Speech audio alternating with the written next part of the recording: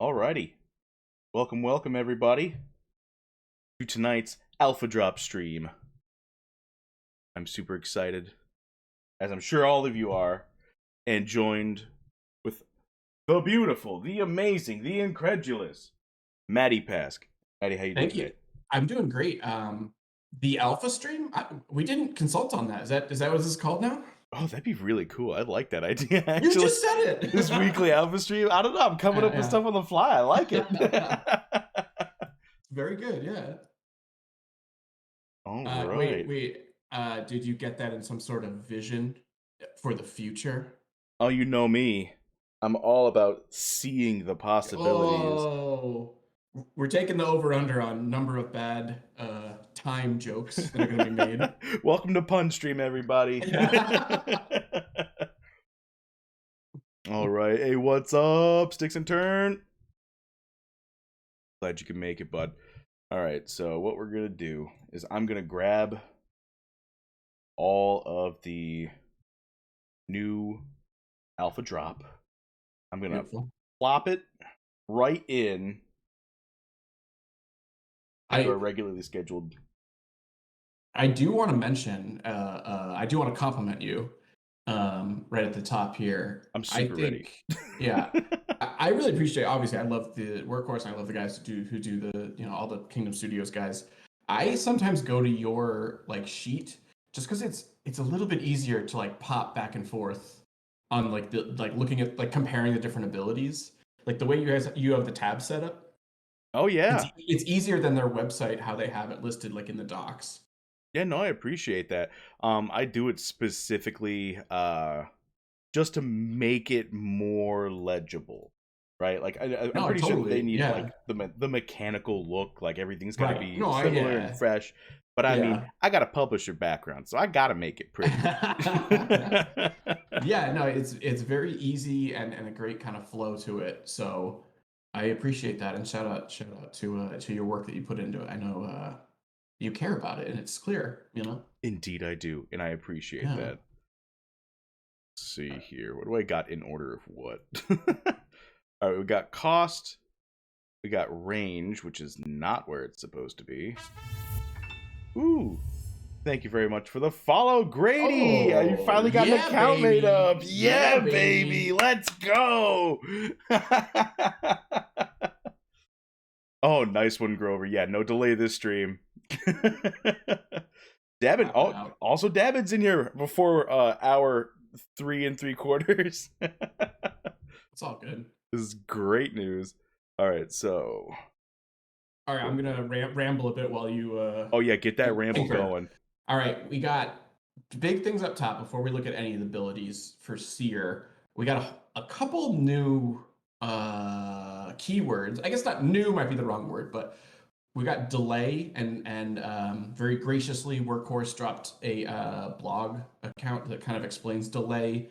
It on a simple version of it. I mean, obviously there's some questions about duration and when your turn is, but in essence, basically it's a move that has an effect that happens afterwards, so a little bit later.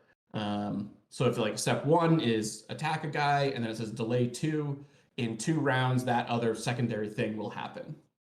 So it makes the Seer a little bit complicated with his delay moves, because now you're going to have to think about, I'm doing a move and my the one given turn I'm doing a move, but then I'm going to have another effect coming either 2 or 3 turns later. So right off the bat, even without even looking at the abilities, Seer is going to be complicated, in my opinion. In the best kind of way. Yeah, it's going to be good, but it's going to be you need to know what you're doing to master the Seer, Oh, 100%. It is the poster child of make sure you're playing your characters intelligently. Yeah. Oh, what's up, Starbuck? Thanks for coming in, man. All right, so that's delay, and we'll see delay in some different abilities. Another kind of minor note is a skill called Dispel, which I have to assume that is the anti-cleanse, because it says dispel your enemies. So if your enemy has a buff on, if your priest is making somebody stronger, you can dispel that and it goes away. See, I actually have a little bit of a thought about that because Oh, interesting. Okay. I'm not sure if it would dispel anything that would be considered a channeled buff. I think you'd have to interrupt that. Oh, So benefits from channeling and benefits from a one and done interesting. buff are going to be interacting differently when it comes to dispel Okay. or Like if a teammate is actively boosting someone with a right. channel move. If it's a I, channel, I think it I has to see. be. It can only be interrupted. A dispel will not do anything to it. Yeah, interesting. So that's like it has to be a one and done cutoff. Like here's your +2 to attack, and then move on. That you can potentially dispel. Right. Yeah, interesting. I like that. I mean, that makes sense because otherwise it would get kind of complicated in Yeah. terms of who are you dispelling? You know, the one giving the buff or the one getting the buff. Right. Um, yeah. Well, and Davin asked that exact question. So, Oh, could you perfect. dispel the channeler? I don't think so because that would that's your theory on it that Right. That has to go through it has to be an interrupt. interrupt. Yeah, it's like a different process. That's actually interesting, and I think you're right. You're probably right on it, but I think that'd be a good shout out to the team to get some clarification on I that. definitely never get bored of hearing you're probably right. It's one of my favorites. All right, other kind of key terms that we saw was magic block, Oh, which yes. I'm again, super excited about this one. yeah, very strong assumption that it's the exact same thing as block, however, focused on magic damage. Um, Still very cool and exciting to see the Seer as like the first class that has it.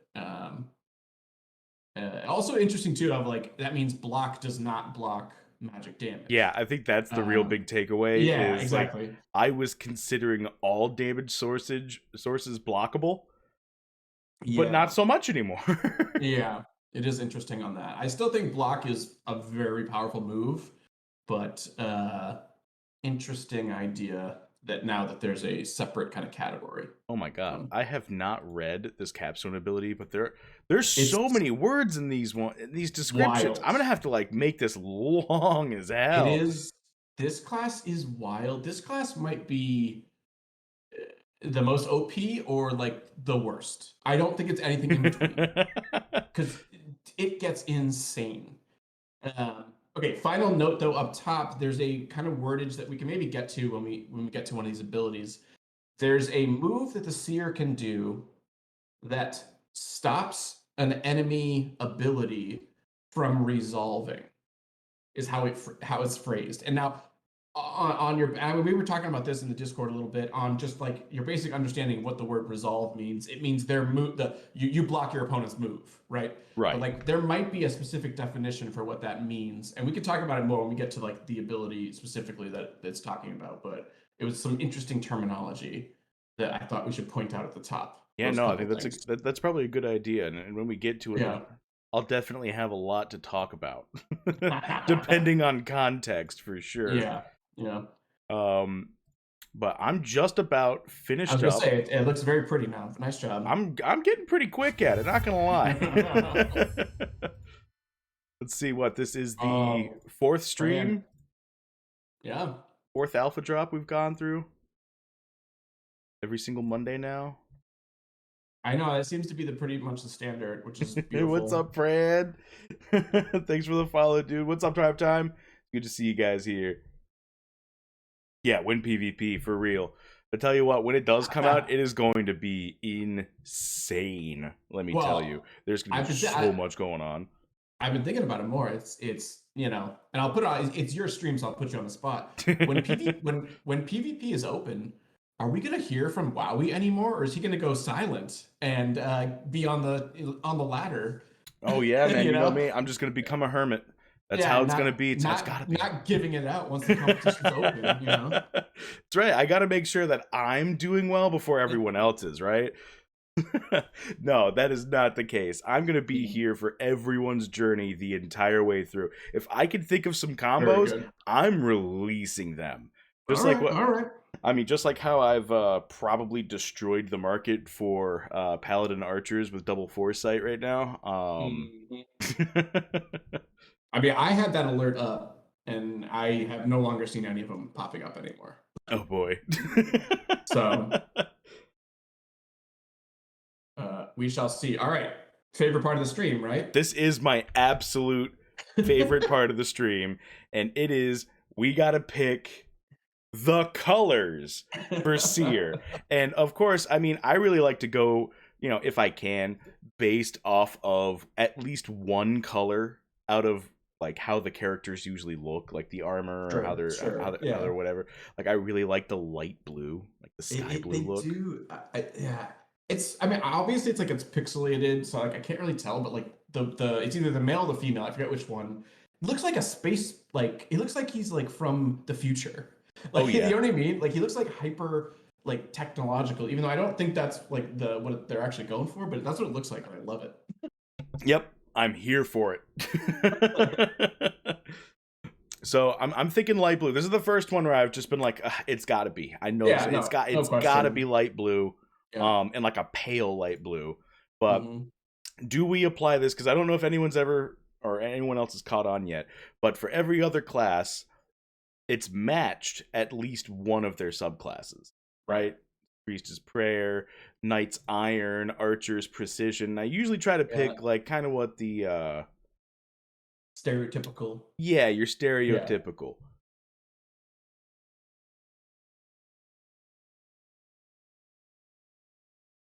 I will say, I think for astrologer, right? I'm pronouncing that right. Mm-hmm. I could imagine some sort of space related or like black sky with stars situation. Yeah, that one's going to be a little bit of a rough one, I think. Like black with yellow font, maybe.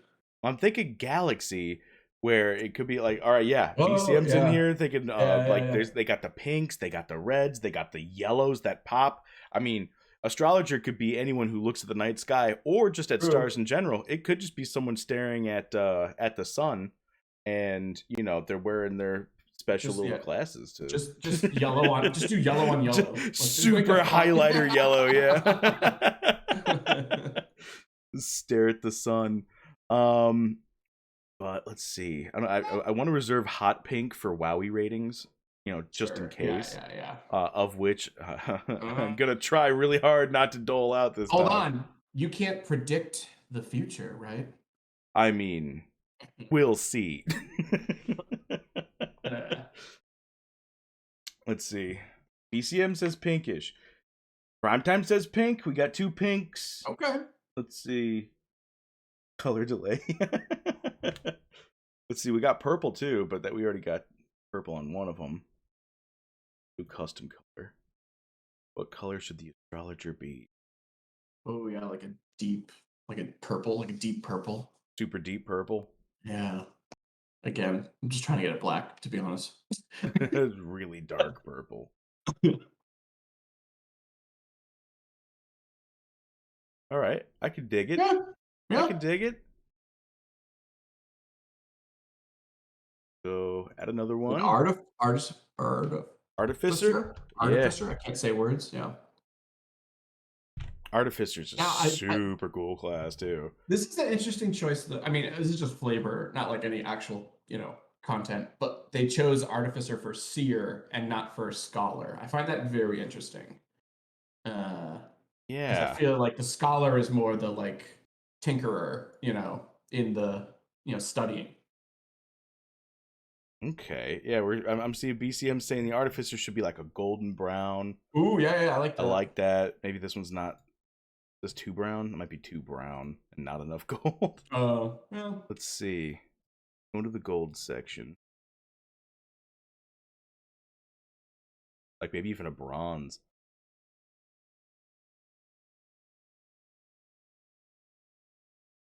An Oracle will just slap on that super nice sky blue.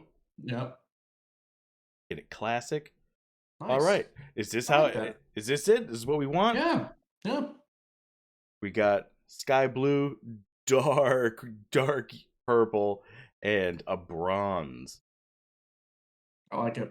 I'm digging it. Yeah. All right, sweet. Well, I guess we can go ahead and get moving on. Let's do it. From what I've seen so far, and I just want to do this. I tried this week. I really did. To read ahead all of the abilities. I got about as far as the 3 costs. And then I found my dog trying to eat the wall. So I've been a little preoccupied, but nonetheless, I feel like I'm going to have strong opinions as I read anyway. Oh yeah, your mind's gonna be blown. I honestly, there were several times I read I had to read these 3 or 4 times before I was like, what is actually happening here? Because there's so many that are just weird. Oh yeah, it's very cool. I'm super. It's gonna. Yeah. I cannot wait. I knew this week was going to be something big, and I've legitimately been thinking about it. Like, man, I really cannot wait to see how the Seer functions. Like, to me, that's just been like, I've been wanting to see the Seer for a long time, because everyone else has had a super classic experience, right? Like, they want to stick with the high fantasy. Yeah. And they've given kind of the classes that they gave out were Archer, Knight, and Priest. I mean, the classic. Yeah, those are kind of exactly. I mean, which makes sense, and I think they did them very well. They're very cool, very exciting. But now we're getting this weird one, hypothetically, quote unquote. I'll put it in quote. Quote unquote.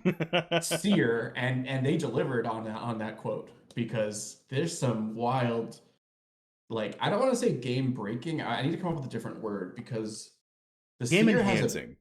The Seer has moves that are outside of combat that are weird and cool and mess with how you play the game. I love that. I'm very excited. Yeah. If I can make the game harder for my opponent by making it harder for me, bring it on. Yeah. All right, let's see. We got Bolon in the house. What's up, man? I'm glad you're here lurking. Let's see, bro. Wowie, the ultimates are crazy. I can't wait to get there. I'm completely. I got virgin eyes right now. I have not seen them at all. You know what? I really should break out my glasses just for this class. Maybe we'll see. Let's see. My guess was monk or pirate. Not one of the newish basics. Not mad at it though. Me neither, Davin. I'm pretty stoked about this one. But I was thinking along the same lines. I was like, let's see. It could be monk. It could be thief. Those are the ones I'm really looking forward to seeing. Thief is gonna be interesting. Yeah, thieves. I think thief's gonna be probably one of my favorite classes, just based on how everything's been going. I think at least the way they're playing with Seer here, I think they're willing to kind of do some wild stuff, and I hope that Thief gets a piece of that. Oh yeah, I think they're gonna be. They're gonna be I mean, the whole high fantasy form of Thief is unfair. You know what I'm saying? But the one I think I'm the most excited to see out of all the basics that haven't been released yet is probably Pirate. Because I know the dev that's working on Pirate is a humongous One Piece fan. Interesting. Yes, I know. That's super fun. He was definitely like, oh yeah, hold my beer. I got this one, guys. Don't you worry about a thing. So I am super stoked to see when that one comes out. I never watched, so I can't claim anything. I watched a little bit of JoJo and a couple others, so I'm not that big into it. But this is about to turn into a totally different stream. I know. One Piece is has such a massive following and people love it. I mean, it's also isn't it 20 plus seasons? It's been on forever, right? Mm-hmm. Yeah, no, it's been on since what, the 90s? Well, no, maybe not the 90s. Early, 2000s at least. Boy, showing our age. Back in my day, all we had was Toonami. I shouldn't be laughing that much. The amount I recognized with that was so bad. Oh, that'd be Starbuck. Yeah, the pirate won't be able to swim. That'd be great. Oh, Grady's been watching One Piece with his kids. Yeah, it's super fun. It's been on since 1994. Seriously? Oh boy! Wow, I can't believe I'm only slightly older than One Piece. I was gonna say, I was I'm older than that, but. Wow. Yeah, I mean, I tried to binge it. I spent 2 months trying to go from one. Geez, where did I at? I'm on 980 something. But it's been pretty interesting. Damn. It's been pretty good. It definitely ramps up towards. Yeah. Everyone always says, "Oh yeah, you got to give it 30 episodes. You got to give it 150 episodes." Well, it really starts to get good around 350. Yeah. You commit at least 2 years of your life to it, or it's not that good. Yeah, I would say definitively, I watched it just to like put all of my One Piece nerd friends in their place. I will say Sure. definitively, it does start to get good around episode 800. All right, noted. Yep. So if you can just make it 800 episodes, See, you know, here's the it's a thing, is, pretty like, good show. knowing me, like I would never be able to like start a show at episode 800. Like I would not be able to do that. I would have to start from episode 1, and then I would end up like not sleeping for like a month or something insane like that if I really liked it. Oh yeah, 100%. Yeah, I totally get that. And like that's not good for my health right now. I can't be doing that. Yeah, I'm like Bolon. I give something 3 episodes, then find out it's got 3 seasons. Like I'm just sitting here for 13 hours now. I'm watching it all.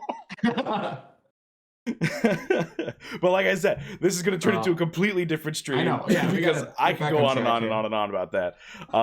So we promised this stream was not going to take 5 hours this time. Concise. This would be clear and concise. We're gonna blow through this. Probably not. I'm still gonna analyze it, and Maddie's still gonna analyze it. So, but we gotta stay focused. My ADHD will not win this time. I know.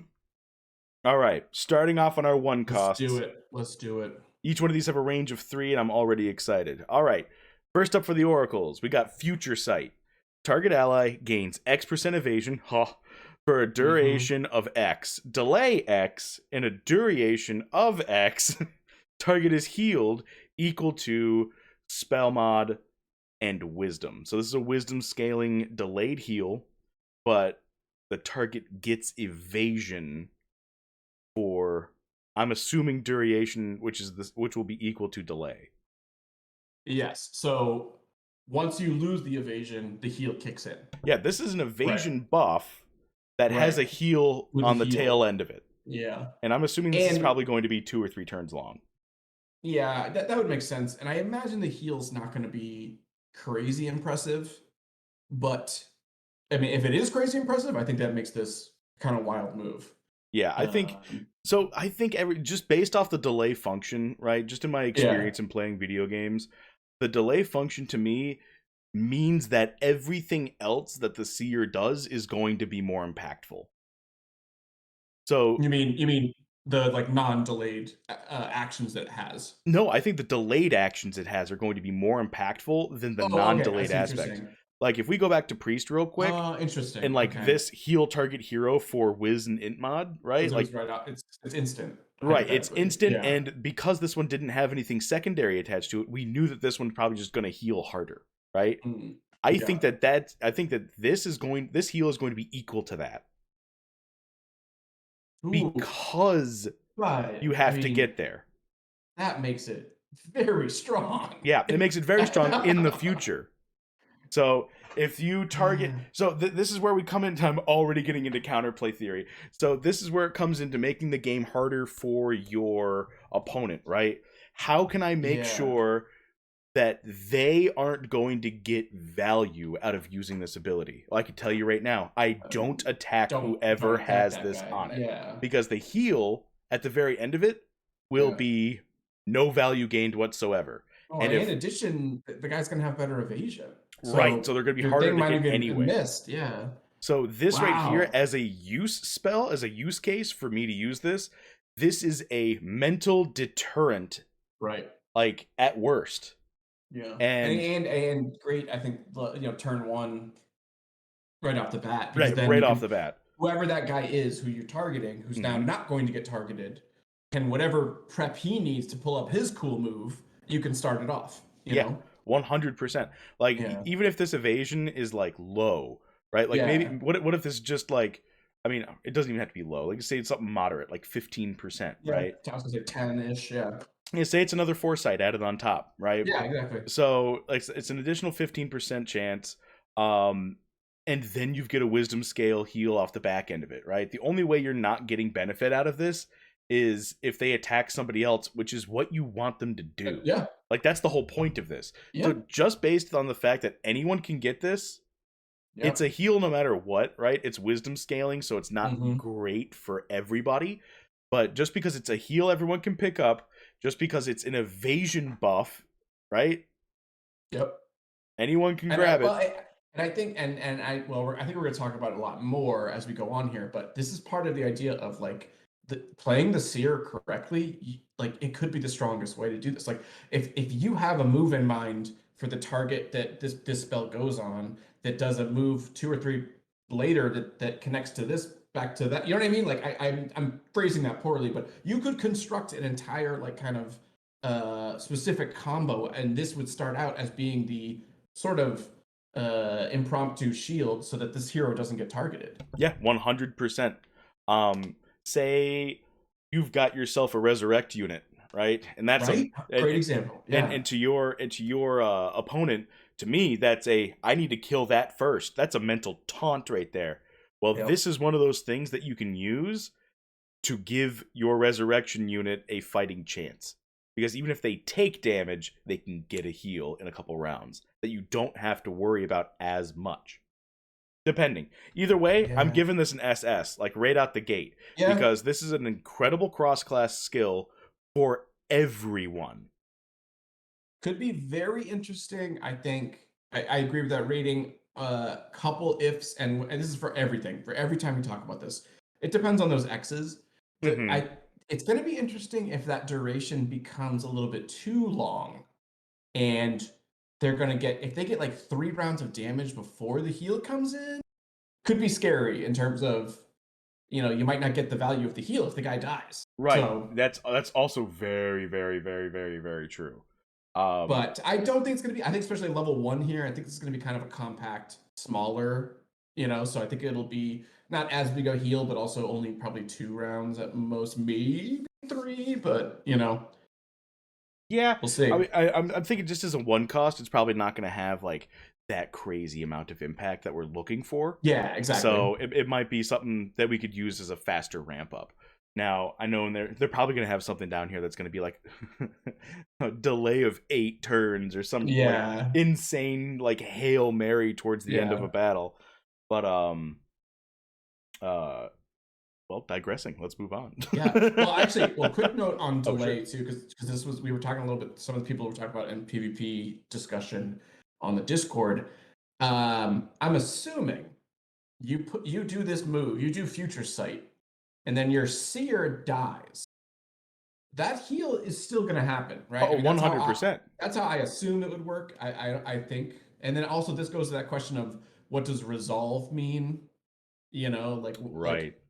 Are you do you give whoever you're targeting a state of resolution, right? Is it a buff / debuff on the enemy that I can potentially cleanse or dispel?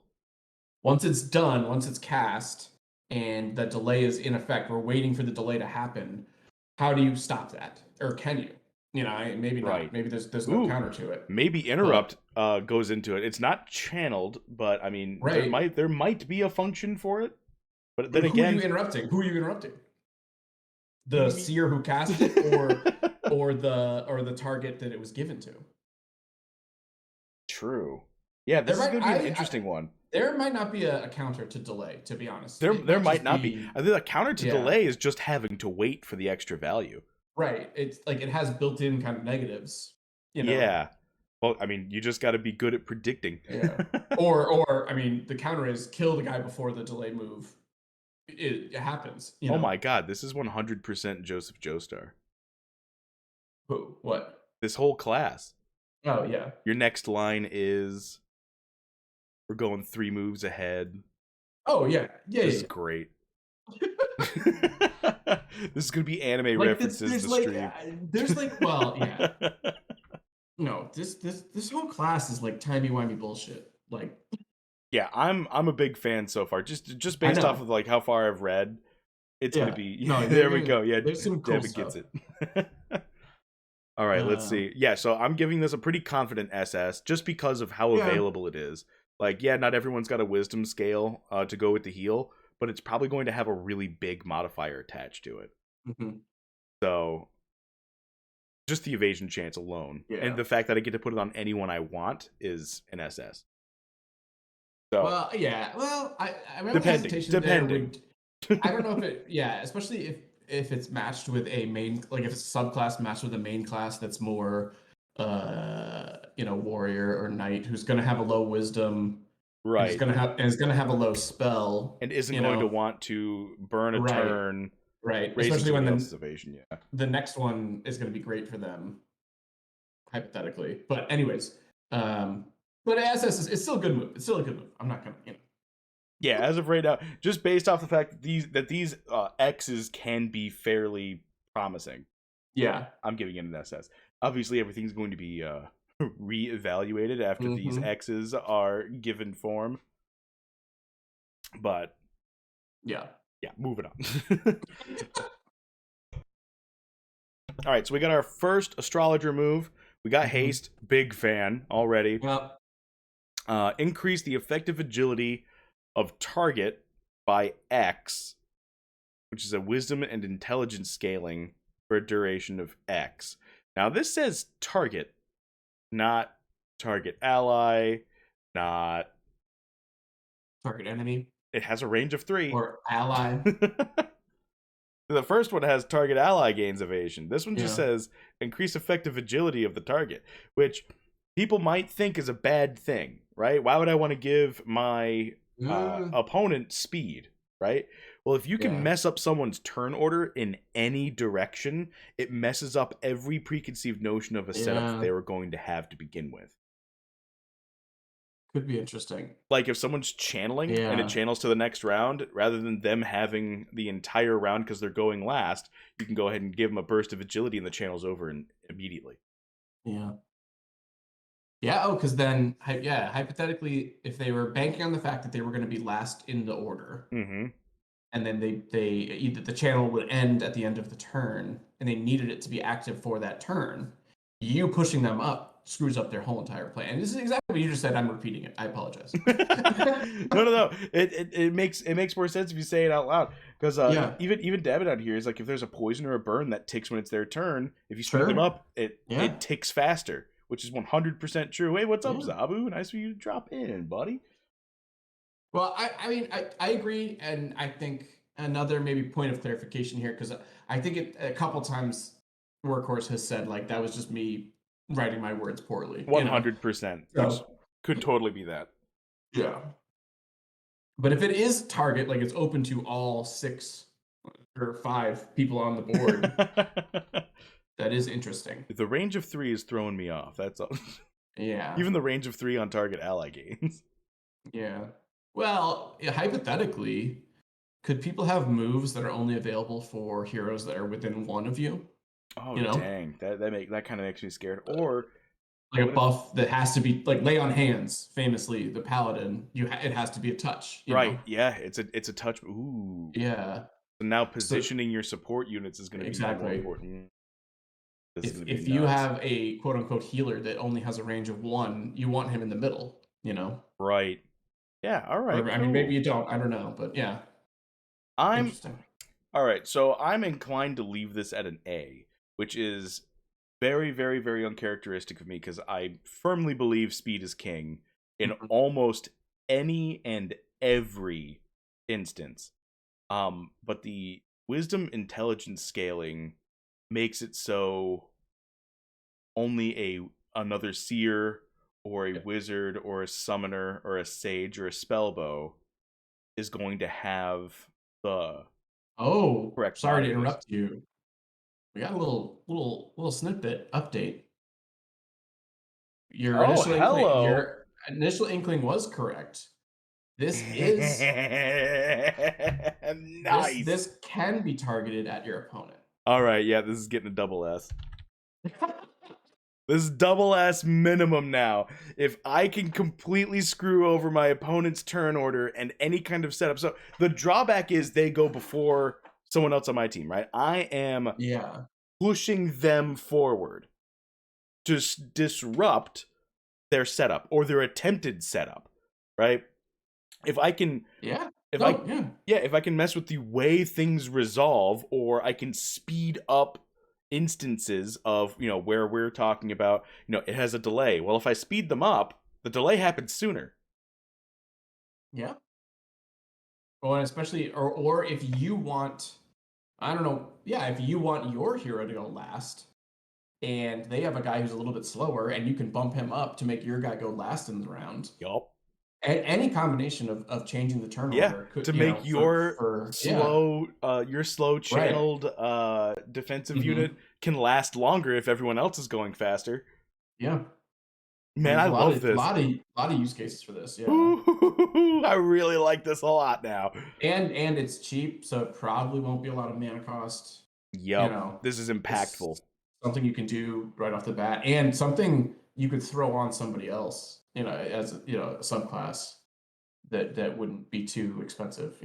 Yeah, no, seriously, this is fantastic. Like, if anyone who's got like a wisdom and intelligence mod, even if someone Yeah. who accidentally has like blue intelligence is a seer, like this is just going to be Yeah. beneficial. Yeah. I like this a lot. Interesting. I like it a Yeah. lot. Thank you for the clarification, Workhorse. Yeah. I hope everyone did their required reading before coming in today. If not, I'll go ahead and link this in chat real quick. This is an essay workup that Workhorse did for us that completely goes over the nature of delay. Super important, super great. Hmm. Read it, learn it, become it. And I will say, Seer is the first class we've seen with delay. Be very curious to see if we see it ever, again on other classes. Well, I mean, let's talk about it, right? Because we've got a warrior and a knight already, right? And Right. what's Yeah. a paladin going to be? He's going to be a beefcake defensively and probably Yeah. pretty hardcore offensively. Yeah. So we've got the seer and the berserker now. Well, berserker's not official, but we've Yeah, got but the still, seer and yeah. we have kind of the vision of the berserker. Yeah. What's the shapeshifter going to be like? I mean, I think, and Are we're we gonna going to keep seeing have it here. Agi delay on and shapeshifter? That'd be interesting, but Agi and Evasion are gonna be just major for the shapeshifter. I mean, he's one of the highest uh agility growth heroes anyways, but Yeah. I think moves that make him go faster, moves that go quick, moves, first strike, shapeshifter is going to be all about doing that. I love the idea of a shapeshifter potentially like change into something at the beginning of the round and get an attack at the end of the round, just because you're moving so fast. Yeah, no, But I'd love to see it. I'd love to but I see them definitely be think, like a yeah, ramp in whatever role they're playing. Whatever they're doing, they're yeah, gonna ramp up. But like the faster they can go, the faster they can ramp. right, yeah. I definitely think there's going to be some evasion and agility stuff because the Berserker had some agility stuff too and some evasion move. I mean, not as intense as the Seer does, but uh, I think Shapeshifter is 100% going to have some aspects of that. Yeah, this is gonna be fantastic. All right, cool. So we're gonna move on to our first artificer ability. Warstone. Channel for a duration of X. Deal magical damage to a target enemy for spell plus whiz plus int mod. Honestly, fairly good magic Yeah, spell. It's a channel for a duration of X, which makes me believe it's gonna hit hard. yeah, yeah. I'm gonna leave it Well, at A. I was going to say, yeah, I'm hesitant to give it anything better just because that if that channel is a long time, it could be a problem. If it's a short time and then it's not strong enough, Mm-hmm. there's a lot of question marks here, and also it's pretty straightforward. It does one thing, Yeah, no, it's so perfectly fine. There's not yeah. additional things attached to it. The thing I like about it is anyone can get a magic ability that has a range of 3. I don't Mm, believe that the priest had one. No, the priest did not have one for a little while. So this is a yeah. 1-cost spell that anyone can get, which is great with a range of 3. Yep. Obviously, if you've got a warrior, I'd rather have an archer for. Yeah. Well, Yeah. actually, Yeah. even in the archer, there's no 1-cost damage ability with a range of 3. No, I guess those are the next level down. Yeah, so this, Yeah. Hmm. it's the I cheapest magic ability Yeah. we've seen. Period. Well, well, actually, that's a great question. I'm assuming now this is doing magical ranged damage specifically. That's what this Yes. one is. Yeah, because So it's got a range of 3. this is kind of the first time we've even seen that as an option, right? Or well, no, I think Priest had ranged damage Yeah. on some of them, but Yeah. Priesthead. Which one was it? Holy Wrath. There it is. Range of 3, deal damage based off spell and int. okay, yeah, yeah, yeah. That's a 5 cost. And So that's a this is 5 cost. I can see it being upped a bit. Yeah. Maybe to S. I don't. I mean, these are the WoWy rankings. I'll let you be final say on that. But I mean, it's I don't. definitely interesting. SS I think is way too strong for this. Yeah, I'd say SS is too strong until we see more use case. But by all means, this is really good because it's just available at one cost. And I'm hesitant just because I've read ahead, and the next one I find so interesting, and this one becomes useless if you take the next ability. So all right, let's see. I'll leave it an A for now. Okay. And then reserve the right to come back and Yeah. completely disagree with myself in the future, much like the Seer would do. Let's see. Yes. All right, so our first 2-cost ability, Oracle, the Oracle. The Oracle. This hero cannot attack or deal physical or magical damage to enemies this battle. The whole time. This is a passive. Yep. If this hero casts an ability that would deal damage, the damage is reduced to 0. This hero gains first strike. If there are 2 or more Seers in the battlefield with first strike, the Seer with the highest agility acts first. Hot damn. So initial thoughts when I first read this was, first thought was, "Da fuck," but then a second thought was like, wait, can't do any damage. I feel like I'm limiting myself. I really don't like that. I'm shutting the door on so much. And then I continued reading, and there's just so many of the, it is the spoiler, so many of the Seer moves are support based, are status effect based, that there's not a lot of damage based moves. And this gaining first strike passively, automatically, every single battle, you go first, no matter what. The only tie is if somebody else also used this same ability. Like, this is incredible. Yeah, this is really good. This turns you into a hyper support only. Yeah, and also like super limits. It forces your opponent to think about how their turn order is set up. If they came into a battle thinking like, I'm just going to be bruisers, we're just going to attack. Now all of a sudden this Seer is going before you and messing up your turns. You're going to put your opponent on heels because they're going to be having to rethink their strategy. Yep. You're going to have to make them rethink and then think again. Yeah. And people are dumb. You should know that. Oh yeah, that's one of my favorite parts about people. So when people have to think, they lose. That's when they lose. Yeah, man. So if we got to make each other think real hard, it's going to be funny.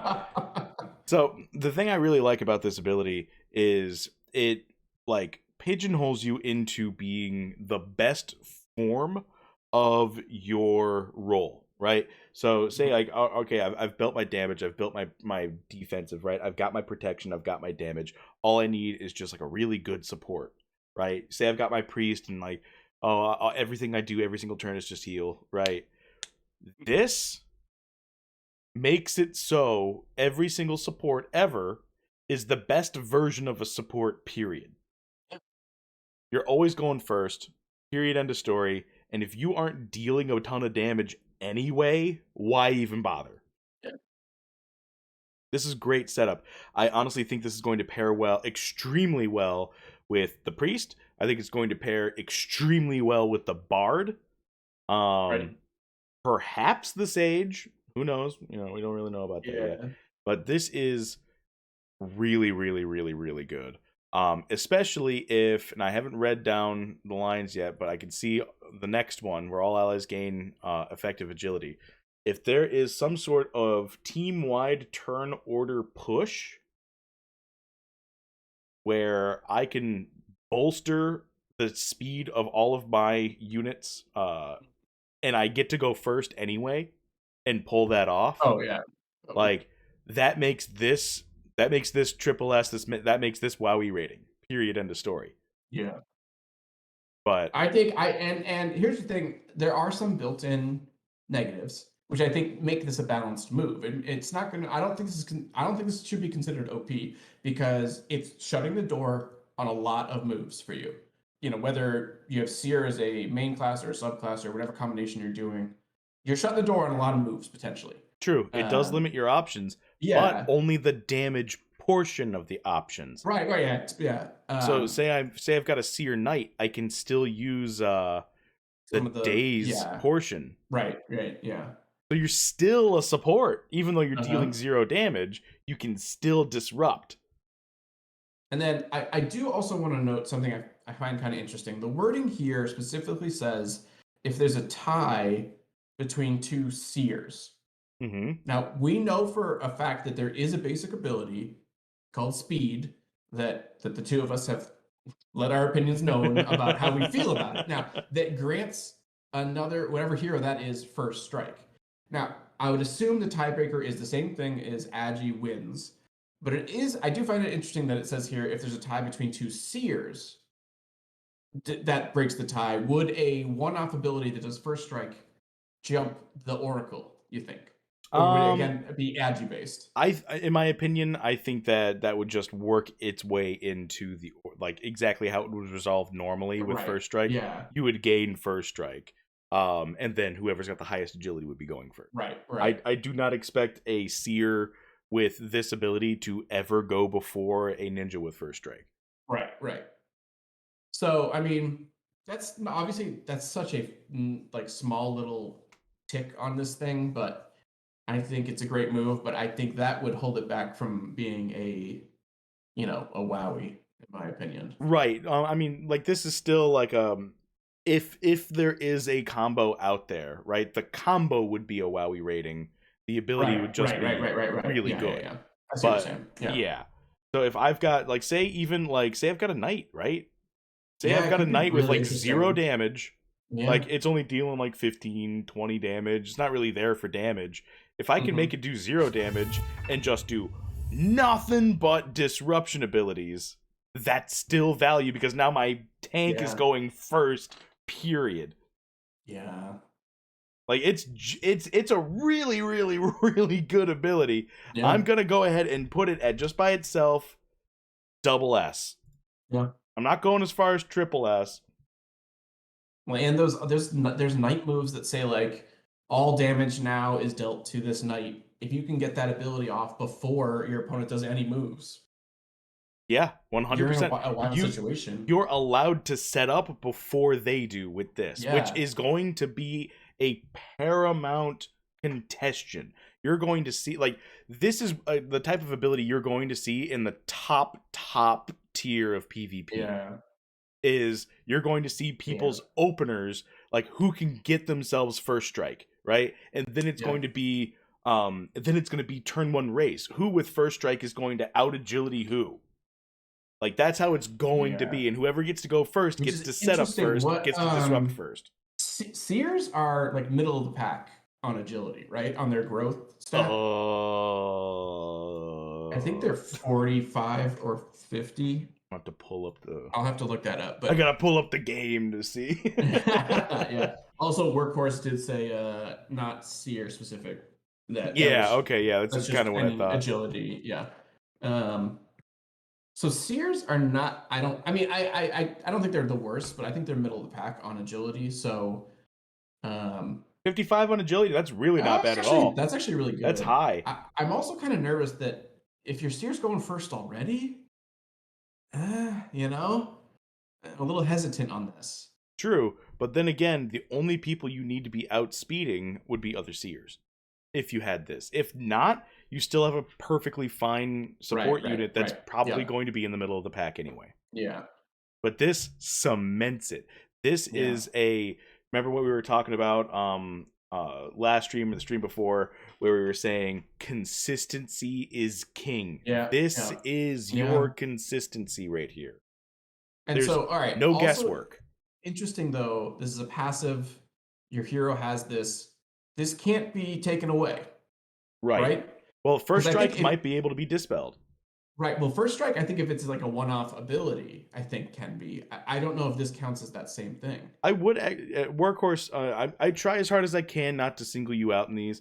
But I would like some clarification on this. Is the first strike granted by this ability a special case that cannot be dispelled, or would dispelling this be the counter?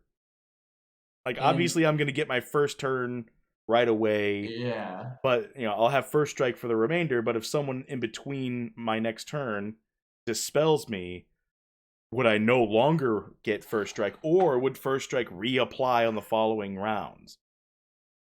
And also, to that effect, the ability slow decreases your agility. I think first strike would still trump that. Right, 100%. First strike does not think about agility at all. You just go first. I see. Yeah. The only time it thinks about agility is if there's two people with first strike. And if this is separate from that first strike as an ability that can be dispelled, can we change the name to Oracle Seer Super Fast Guy? I like that. It's very concise. It gets it across. Very, very, very well said. Let's call it something different. That's the point of what I'm saying. I mean, it doesn't need to be goofy like that. But, really fast, future-seeing guy. All right, cool. So I'm gonna call it at a double S right now. I really like it, and also too, this is the first hint we're seeing here at just kind of really creative stuff that the Seer is going to be able to do later. Okay. Can't spell a passive. Okay, because you're gaining first strike as a passive ability, it cannot be dispelled, but you can typically dispel first strike in normal. If it's like a one-off ability. All right, cool. Yeah, no, that makes sense. Thank you for clarifying that. Yes, I will be applying that frame of logic to everything else that applies to this. And definitely take my suggestion for renaming it under consideration. Zoomy zoom. All right, cool. So the astrologer, I already read this one. All abilities gain X% effective agility. This is passive. I'm gonna go ahead and put this as triple S. This is great. I know it's probably the most casual triple S I've ever thrown out there. This will always be good on everyone, no matter what, in any scenario, in every way conceivable. This is just good. There's no downside to this at all. I'm assuming, because there's no equation, that this is going to be a flat whatever this percentage is. Right. So whatever X is, it's just going to be. Well, I guess if you've got lower agility, it wouldn't be as effective. But if you've got high agility, it would be very effective. Yeah. But I'm just saying, like, it doesn't matter at what your hero stats are for this one. It's just going to be what it is. Right. You know? Yeah. Speed is king. I'll never not say that. So this is just going to be good, even if it's low, right? Even if it's 8% agility, like, that's huge, right? Anybody, subclass, adding this to the team, it's going to be beneficial, right? Like, we got level 20s right now with stats in the 70s and 80s.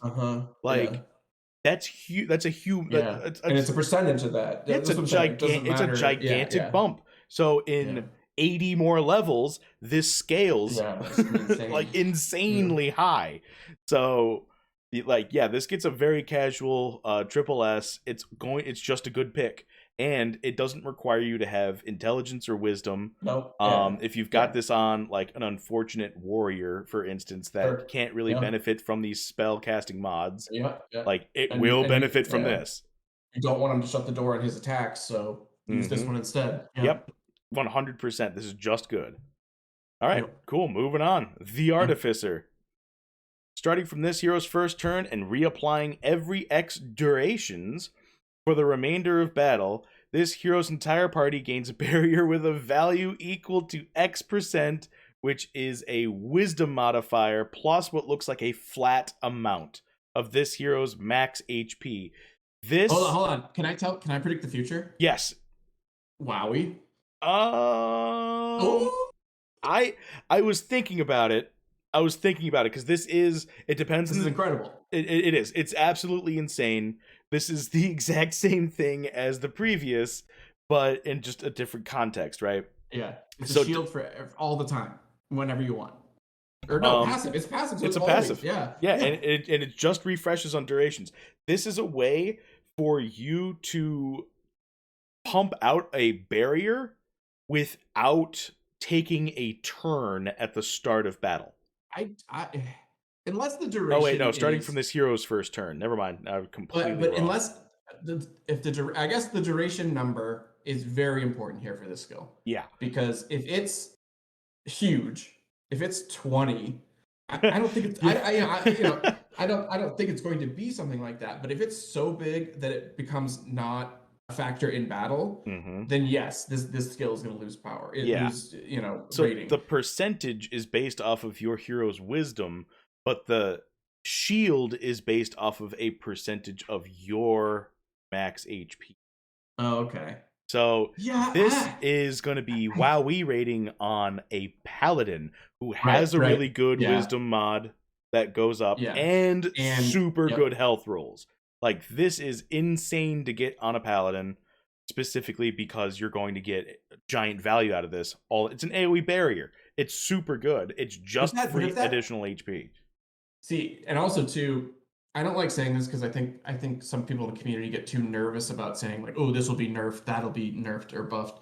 Good. I'm saying like I don't really care, but that X duration, I could see that number changing. Oh yeah, depending on how many people are using this and how it's being used in battle. 100%. I see this being like that. That X duration is the that's the fulcrum. That's the pivot point on which they're going to, either pump the brakes or hit the gas. If you put yourself in the mind of the devs, it's like every other, it's like 2. Right. Yeah. All right. That would be insane. That would be absolutely bonkers. Like, say this, like the percentage is like crazy low. It's like 3 to 5% of your max HP, but every other round. Like, that's really, really, really, really good. Tempo. But like, if it's say passive. 30% of your max HP every 5 turns, I'm giving it the Maddie. I'm giving it the Maddie. The Maddie. I'm getting my own. Okay, this is getting the Maddie. Oh, whoops! I'm not in caps. Maddie. Let's see what color's Maddie. I love this one. I love green, so that sucks, but it's already green. I love this move. I don't care. Like I said, unless they come out and say something crazy like that duration is just like stupid huge. This move is incredible. This is a shield for everybody passively right away. I love it. And even if it's literally like 1, it's still just like 1%, like it's very low. It still is there. It's still a buffer. It's still just an added bonus. Yeah, we're already pushing 1,000 HP. I love this one. It's 2 cost. It's cheap. It's easy to add on to somebody. Obviously, like, we love saying the paladin for wisdom, but like I love this for the paladin and a seer subclass. You know what? I love it. Yep, I really like it. Let's see. Do you want a different kind of green? You want a dark green? Money green? Hunter green. Yeah. Hunter green. Gotcha. Yeah. But go ahead. But also put that as a different category. Put your rating. Don't. All right. Fine. Yeah. I'm gonna go ahead and give this a triple S as well, which I think, obviously, this has been the highest rated and weighted 2 cost tier we've seen. Period. End of story. Like, there is so much value just in these first 2 moves you can pick from a seer. It's insane. Like, it almost doesn't even matter what the multipliers are. They're just effective. Like, Workhorse was right. This is gonna be mind blowing. It is wild, and even if the X's that they fill in are some of the lowest options, I still think these are going to be incredible, builds that you could create something wild with. Yeah, for real. It's just good. It's just good. Period. And it can only. I need to refresh a beverage. I will be right back. Yeah, no problem. This can only go up in value depending on how you combo it. Like, agreed. All right, cool. So I'm gonna move on then. We got our next Oracle ability in the 3 tier. We got Sanctuary. Target ally gains X% block for a duration of X. Delay X. Target is healed equal to spell plus whiz plus int mod. This is just great. Workhorse, what is the team doing? These things are incredible. These are awesome. It makes me only want to play Seers. This one is fun. It's just block It's just extra block chance with a delayed heal. And then a heal after your block is gone. It's so good. Yeah. I'm going to put it SS because I feel like it's so good that it's like we're missing something. You think we're missing something? It can't have that much impact. There's got to be something wrong with it. It's too good to be true. Well, I mean, we've seen this is sort of very similar to the first level move, which was channel and then heal or whatever. I'm assuming that the delay time period and the duration are going to line up perfectly, right? So that when the block is over, the heal happens, right? Yeah. I think if there was a gap there, I think I'd be a little upset. I mean, it wouldn't change that much, but like, if it was your block is increased for 2 turns, then there's a beat where there's another turn where nothing happens, then the heal comes. That could make me maybe not like this move as much. You know what I mean? True, but based on how Workhorse it looks like it'll be laid out how delay works, it's basically it's like channel, except you're not gaining a permanent right. You are gaining the benefit. I think it's all dispellable though. So this all ties into the what is dispellable versus what is interruptible. I see. Yeah. Well, yeah, I guess all right. So all right, let me clear that up what I was trying to say. Any delay ability where the delay time period is extended and it's kind of very long, I'm going to be hesitant to rank that highly, I think. Right. Which I think that's straightforward. That's kind of logical. That makes sense. Yeah, if duration X and delay X are different numbers, right, that's going to change how I feel about it, but probably not much, honestly. No, not especially this one. I think this it's good. Especially because you can just stack delayed effects. Yeah. I'm sure there's going to be like delay of 5, delay of 4, delay of 3, and then like on one turn you're just going to get a ton of impact. It's going to be a mental game where your opponent thinks he's got one more blow and then like 4 heals kick in at once. Yeah. All of them delayed and you're just like, nope, I'm fine. Where'd that reset button come from? yeah. That'll be so tiresome for your opponent. Yeah, and it's based off of your target's speed, not yours. So you don't got to be cycling the turns as fast. Yep. Your target does. Which is where that fantastic haste ability comes in. Yeah. I'm loving this so much. All right, let's see. Grady said, this is awesome.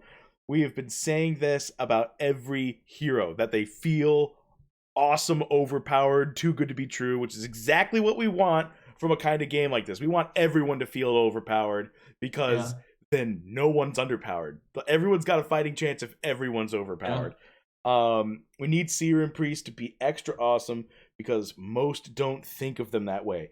Yes, based on what I've seen, Grady, I think Priest is like the highest overall rated hero class I have so far, and it looks like the Seer's keeping up with it pretty hard. And honestly, Grady, let them downgrade it. We'll just pick them up. And we'll win. Yeah, just keep putting. Just tell everyone to keep putting their Seers and Priests up on the floor. Yeah. We'll go ahead and grab a couple. Yeah. Let's see. Bolad's going into battle with 3 Seers, all with the Oracle. War of attrition. I'll never run out. Yeah. I'll make them quit. Is just him and his own Seers are going to be just fighting over who goes first to heal the other ones. David says Pally Seer secured. Yeah, no, Pally Seer is fantastic. As a matter of fact, I picked up one not too long ago. Let's see if I can show it to you real quick. I'll pop this up on stream real fast. I picked this up. It's got 0 summons, right? It's nothing too fancy. It's just a paladin, yada yada. It's Paladin Seer. It's got blue vite, which was super important to me. Fun. Thankfully it's gardening and it's got like a pretty good nice, like that's pretty all right. It doesn't even have a stone. Like, wow, why would you pick that up? That doesn't make any sense. I'll tell you what makes sense. That's right crazy. Here, double foresight Paladin Seer with cleanse and heal. Look at how insane this card is, just based off of the traits. And now what we're seeing from the Seer class, this is I'm super happy with this purchase. Yeah, that's very solid. I think it's been debated a couple different spots. I know some of the ADFK guys were talking about this. Are the lower rarity guys going to be able to be competitive? A common versus a legendary, same level, same class. The legendary is going to spank them. But I think the only counter to that is creating a build using the traits, using maybe stones, certain things you do with your heroes, where I think commons and uncommons will have a place in combat. Oh, I would I think hope so. they can compete. I think if you build a team that has like certain synergies, where if your opponent is just like, hey, I got 3 legendaries, I don't care what classes they are, I'm just going to put them in. If you're smart, I think you could beat them. I also think it might be a really good idea to have like a form of normalization. So, and I'll touch on this really quick because I think it's an important thing to touch on, because nobody wants to feel that they're losing value because all they can afford is the floor, right? Mm-hmm. Whereas someone with let's say a mythic Dread Knight, they're going to absolutely raffle stomp literally every single person when it comes to stat weight. Period. So I think having like a ranked system, or separate from like let's say like the way Hearthstone does it, right? They've got wild. They've got the wild the wild side where everything is exactly how it is. You can go in with your full legendaries deck and just absolutely raffle stomp every single person out there. But I think there should be a normalization of like standard mode or whatever. A standardization where everyone's getting their prescribed stat weights. Obviously that would devalue certain NFTs, right? But I think it's interesting with NFTs in general. Of you'd have to change it from the gameplay aspect because you can't really change the cards, right? So it would have to be like a weird input of here's the standardization plus the gear, which is like here you go, workhorse. Let's complicate it even more for you. But I understand what you're saying, and I do agree to some degree. Because I do still want that wild, because I do want, while I'm not one of those, I do want those people that have those level 20 Dread Knights. I want them to win, because like, go for it, bud. You earned it. Like I want them to have that. But at the same time, I understand it would suck. Right. I don't want them to win just because they have that. Yeah. Which is, I mean, I'm pretty sure that's been the fear of balance since the very get-go. Is how do we make this fun for how do we make this fair even for everybody? Which I have total faith in the dev crew for pulling this out of their hat. I don't know how they're gonna do it. That was just my 2 cents. I think having a scaled ranked system where anyone can compete based off of how well they play, or like the gear based essentially. I think that would be a really good way to do it, because I mean, I don't know about you guys, but my hero roster does not scream AAA contender. Although, I mean, I know you're showing off your recent purchase, but I had one pretty recently that I'm very proud of, which was what's the number? Rare Sage. Hold on, I'll pull it up, or let me find it. So it was a Rare Sage, so like I understand that's not really available to like everybody, but it was only 500 crystal, so it wasn't like that crazy. That's pretty good. Yeah, hold on, it's in my other wallet that I do all the. Oh, please tell me it's a CV number. I think so. All right, cool.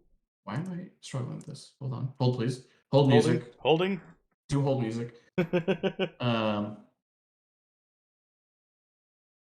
It is. See, Grady says, I agree.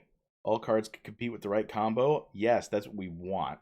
Let's see. Hey, Skiller's in the house. He says, what's up? He just summoned a legendary Spellbow Seer today. Of course. Badass, man. Are you ready? It's a Crystal Veil 158037. And you're gonna see something on it that you recognize when you look at the. Already, I'm all about this. I'm so happy. Ooh, with the blue int. Ooh. Yep. And 92% with a 90% whiz up. And also, so I didn't summon it. I purchased Stone. this one, but it was a Chaos Stone that unfortunately hit on Strength, which is not the end of the world, but I wish it hit on obviously one of the intelligence or Yeah. wisdom. Honestly, I think Joe, no. See the best part. The best part. Look at the here abilities. we go. Here we go. Oh, double foresight with the archer main class. With the Wait, archer subclass. Subclass. Yeah. subclass. With the archer subclass. Oh So man, okay. I'm So loving so this. now obviously we don't know Sage yet. I have to assume it's going to have abilities that are channeling. And I get the Shroud Plus, basically, and all the evasion on this thing. And Shroud has the added Mm-hmm. evasion. When this guy's going to be casting his heavy hitting moves, he's going to be untouchable. Yeah, this is gonna be I mean, fantastic. even if like it's bad numbers, his evasion is going to be 25%, I think. But I think it's going to be higher than that. But like that's my low estimate is like his evasion is going to be 25% naturally. So every 1 in 4 attacks are not going to be able to touch him. Yeah, Like, damn, look at that thing. This is great. That's a great growth score on this too. I know. So I got to level him up. That's the other thing that's kind of interesting here. He's level 1, so it's going to take a while. Yeah. But I got that power up. I I bought the think power up for him. I think everyone is like sleeping on how fast leveling up is going to take place. Oh yeah. Everyone's super Yeah. bullish on the time it's going to take. Mhm. I don't think it's going to take that much time at all. I think they're Yeah. fully aware of how long they want it to take to go to level 100. I'm Yeah. thinking it's going to take 3 months Mhm. regular play. Well, that's what too. 1 Like to 100. I'm fine potentially throwing this guy in a battle, knowing I'm going to lose if the payout of my experience is much more than questing him. You know. Oh yeah. Yeah, no. But I was happy with this one. Yeah, that's a good one. Yeah. I'm really impressed with that one. It's a great And card. there's not that many Sage Archer with double foresight like in the game, like of all cards. So There's like not many double foresights at all. I know. I think people are like sleeping on somebody double was foresight. listening and bought them all up or something. We've been I think we both have been saying double foresight is good, could potentially a game changer. I mean, evasion's evasion, man. I know. It's only good. Especially with especially Warrior coming out with all those, and there's a couple in this one with the degree of difficulty. We got degree of oh my god, yes we do. We got a degree of difficulty So, in the next one. I mean, if that's going to be commonplace for everybody, that makes evasion just so much better in my mind. You know, that's a good segue into the next ability. You're right. It's a good segue into the next ability. We got our 3-tier astrologer, Time Sync. Slow target by X% for a duration of X. Delay X, deal magic damage to target equal to spell plus target's agility. This is target's agility? This is an anti. Oh my god. All right, so you pick the Oracle from our previous one. No, wait, no, that's dumb. Don't that's pick dumb. That was that was stupid of me. Nope. Redact. I'm redacting that thought. It's gone. It's disappeared. All right, still, this is fantastic. This is an anti. It's a cool speed. move. Yeah. So this, like I said, I think the Seer is going to be a top tier PvP class. Not that it's going to be insanely impactful in the very beginning when all our stats are, relatively super low. But at level 100, when we're pushing like 500-600 stat points in a single attribute, like this is probably going to hit stupid hard on a ninja with 600 agility. I think this is a very interesting move. I think it has a lot of negatives. Number one being it is a little niche. I mean, true. If you're up against a team that's like just heavy, beefy boys, if just they're 3 knights, they're 2 knights and a dread, where they don't give a shit about the turn order, I think, this move is not ideal for that.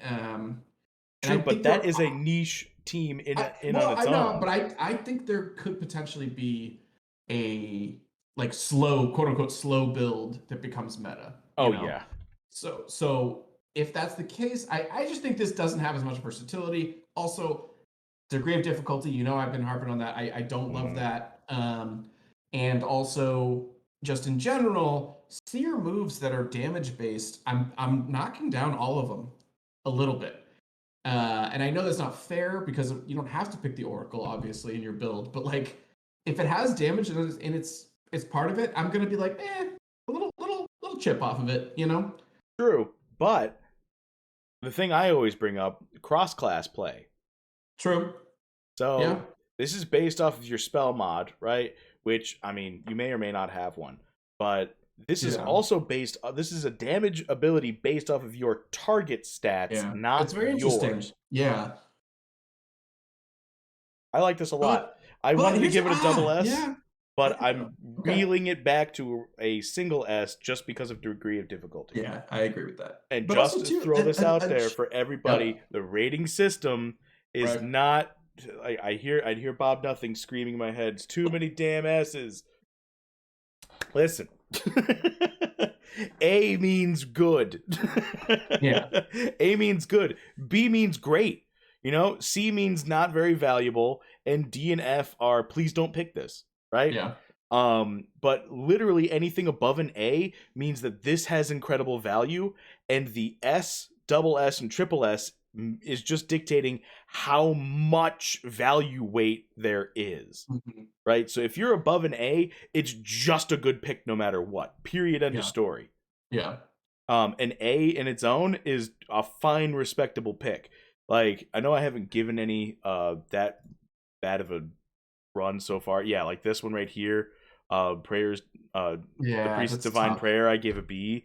It's just because, I mean, that's only good for very specific cases. You're not going to get value out of this all the time. Yeah. And but but with something like at the start of the hero's first turn, reapply every exteriations for the remainder of the battle. This hero gains the entire party gains a barrier. That's useful all the time. Every time. You're only going to get crazy stacking value out of that every single time. So yes, I know that there's a lot of S's, but it's because the dev team keeps making really good abilities.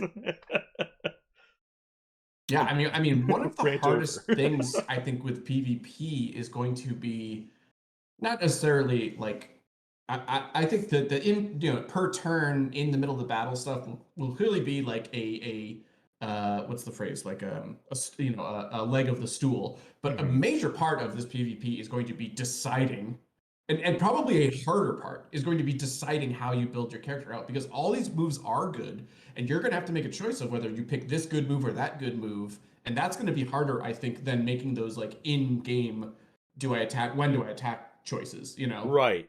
Yeah, you're setting yourself up, right? Yeah. And like this, all of this depends, right? So just in the case of what we're talking about here with the Artificer ability, with the team-wide barrier, this can still gain value depending on how you set up your team.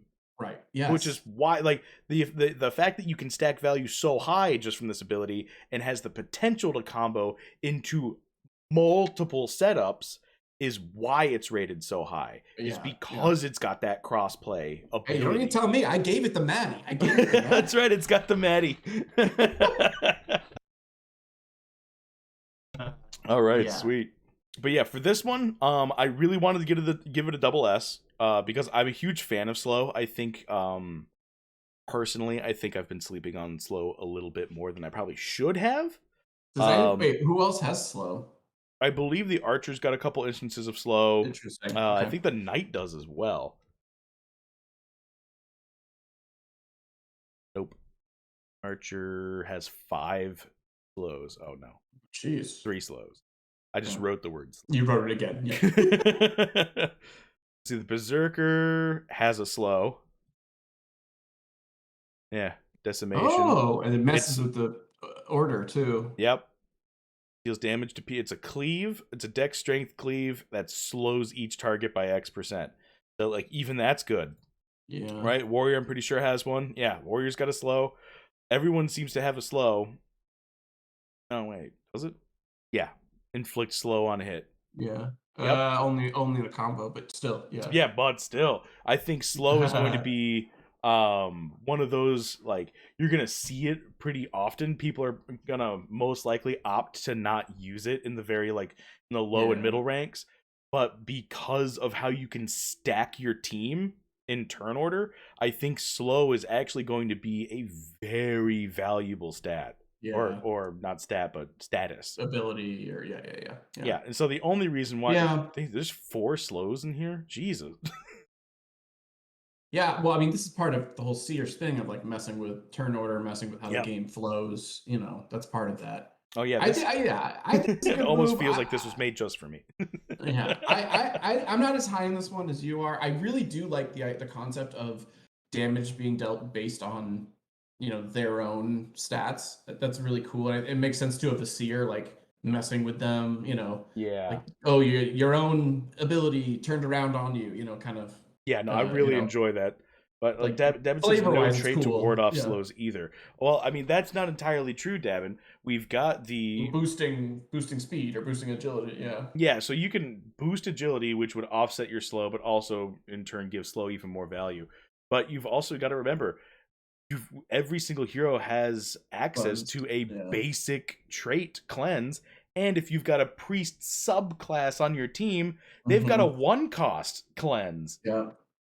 Like it's Yeah. there's going to be a lot of clearing. Like there's going to be a lot of play, there's going to be a lot of counterplay. It's going to be like, okay, I know they're setting up against me and I'm setting up against them. When do I feel I can I get value this turn by doing something, or do I get more value next turn by countering what they're doing now?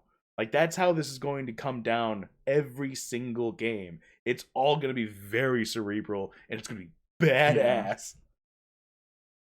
Yeah, Oh, it's that's what you're it's talking very about. interesting. Is his head? He says in the basic passive traits, there's headstrong, clear vision, etc., but nothing that prevents slow. Oh, So interesting. that's actually a really good point, and honestly, kind of rates slow a little higher in my head now that you've Well, pointed out like that. no, but that's the thing though. Slow, it's a different system. Mm-hmm. So it's slow target by X%. There's no chance to miss or not miss with the slow. It's just based on how much that percentage is. True. Some slow, it's quote unquote slow attacks or slow moves will be a higher or lower percentage, and that is sort of what determines the effectiveness of slow, not if it hits or not. Mm-hmm. So it's interesting. Yeah, I mean, interesting that there isn't one of those passive abilities related to slow, but also I think there's kind of like built-in balancing with Yeah. based on the percentages. Just for the fact that time sync is based off of your target's agility, I'm going Yeah, to assume that this it's slow is interesting. actually going to be very substantial. Like we're looking at something that's going to be probably like 70% slow. That's wild. Because this move in itself is supposed to counter your fast And opponent. okay, sorry, could you go to the slow description, like in how they describe it? Sure. Is it the agility, or is it a different? Is there a whole separate thing called speed, or not? Or not? Is it just agility? Where's slow at? There it is. Yeah. So they have a static 50% here. So it reduces the target's agility. A 50% All right, slow. so okay. Yeah, would result in a hero with 10 agility to function with an effective agility of 5 in combat. Oh, So, wow. Okay. So that would affect evasion potentially too, if that's part of the equation. If, big if. Yeah. And anything else agility, if there's a weapon based on agility, Right. we don't know. Yeah, stuff Yo, like that. that's actually humongous. Yeah. I didn't even think about that. So if you've got weapons that have their basic attack built off agility stats and you slow them, their effective agility will be reduced by that much, and thus their damage potential. Whoa.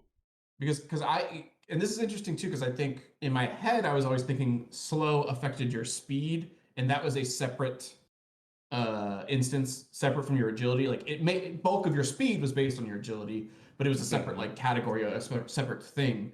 But obviously we're reading it now, and like the fact that it straight up messes with your agility could actually really really screw up some of your strategy. Yeah, if you have I think people have been sleeping on team. slow. Yeah. So, like I said, I wanted to give this a double S, but the DoD is reeling me back to reality. Yeah. I think this is one to watch. This is 100% one to watch. I think this is going to be devastating against speed I want to go teams. back and I'm gonna have to go back personally and relook at a lot of the slow moves, because that's interesting. Yeah. And I'm scared now because I have so many foresight agility based teams I want to build. I'm like But, oh man. All right. Yeah. Cool. So I'm feeling pretty confident with that one. So moving on, we've got our tier 3 artificer move. We've got Purification Stone, channel for a duration of X, cleanse target ally, target is healed equal to spell plus whiz plus int modifier. This is just good. Yeah, It's it's good. I'm not blown out of my seat. I mean, but it's gonna have crazy value potentially if depending on that channeling. well, to me, I mean, all right. So let's say this is in its most powerful scenario, right? Right. Let's say that the whiz, like, this is actually just a gigantic heal with a cleanse built into it, and the channel is a duration of 1. So I get to I'll channel it this turn, and it'll go off next. Like on the start of my next turn, it'll go off, right? The value is only derived when the channel is done. So this opens up a ton of options for your enemy to just completely obliterate you here. Yeah, With any kind of interrupt. To sell out whatever they are doing and just immediately target you. You know, whether they're in the middle of a move or not, they just stop what they're doing to immediately stop this channel from happening. Right. You know? This is one of those channel abilities on a squishy backline unit that is like, if I don't have a paladin that's forced AoE taunting, I'm not using this. In the best case scenario. Yeah. I love the cleanse though. I love the cleanse as well because it gives you a cleanse ability outside of having a priest subclass. But in the best case scenario, duration of 1. No, I understand. Yeah. A 2-turn cost cleanse seems a little bit much. I like the idea that this one is, I think, the first heal that we've seen that's not based on a delay. True. Well, technically it is. It's just based off of interrupt instead of dispel. Oh, fair enough. Yeah. Yeah, right. It's still a not. I want to say, I was about to say wasted, but it's just action economy. Yeah, action economy is just more expensive in this case. I actually want to give this a B. Yeah. I could tell based on your description of it. And like I said, this is literally only because in the best case scenario where the duration is 1, it's still going to be hard to get value out of this. It's still a 2-turn cost cleanse and heal. Which, I mean, yes, spending 1 turn for a cleanse and 1 turn for a heal would equate out. But the chances of that X not being 1 are pretty substantial. It becomes a target. Yeah. Right. So rather than spending 1 turn to cleanse and then 1 turn to heal the next round, you are potentially spending 1 turn to be interrupted. Yeah. So, but this one takes a lot more setup than what is normally required. I think B, I'd be fine with 2, and I understand what you're saying, but also I kind of like that idea of a move that's in the Seer's back pocket to become that targeted guy when, say, your DPS needs a round or a break for a round, you know? Yeah, I kind of like that idea too. This could be a move to be like, hey, look at me over here kind of thing. Yep, which is it's not great, but like, if it's in your arsenal, it's good, you know, but don't waste another move for this. It's a mental taunt. Yeah, exactly. Yeah. You're playing mind games with this one. Yeah, I mean, that's what the Seer's all about. I mean, yeah, that rating makes sense, you know.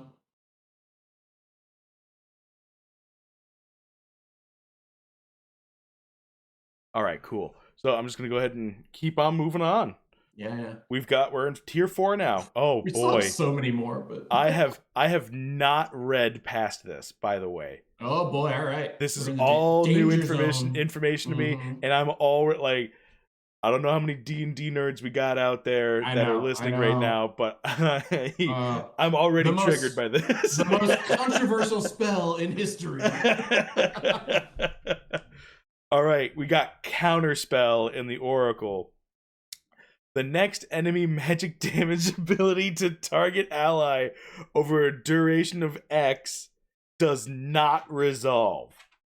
Once targeted, this ally is healed equal to spell plus whiz plus luck, which is awesome. So, you can go ahead and say whatever you want to say, but I'm gonna say this. What? 100%. Not only is this a deterrent that says, I understand, do not target me with magic. Yes. It is even if you do, there's no chance it's going to work. Yeah. And then on top of that, if you choose to, I get healed. I think this is a good move. This is a good move. It's strong.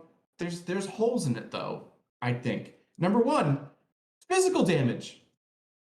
Physical damage, this is useless. This isn't stopping any physical damage. True. You know? And also too, so once targeted, the ally is healed. I'm assuming that's targeted with magical damage. So I would assume so as well, yeah. If you have an archer who just sits in the back and shoots the counterspell guy, the heal never gets triggered. Well, that's where we're coming in with that mental deterrent. If you've got a knight in the front row who's about to get royally effed in the B due to magic damage weakness, my gosh, more. Yeah, this incredibly buffs up somebody who's already a physical damage tank. You know, this is great. Again, I'm not saying this is a bad move. I'm just saying I don't think it's that top tier. I think there's holes in it, and I think I also really struggle with the resolve. You're assuming that means any move that they do is just null and void because it doesn't resolve. Yes.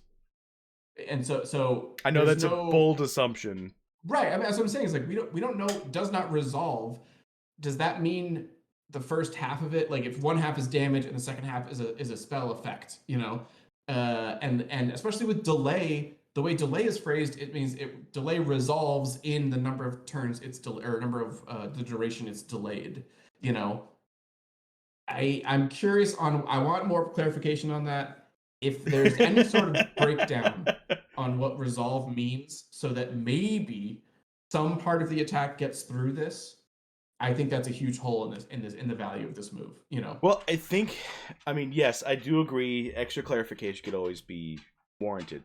But I think for terms of resolution, you know, with the wording of resolve here, I think that even in the cases of I declare a physical attack on my target, there's a resolution that takes place there, right? If I get through even declaring, you think declaring is a resolution?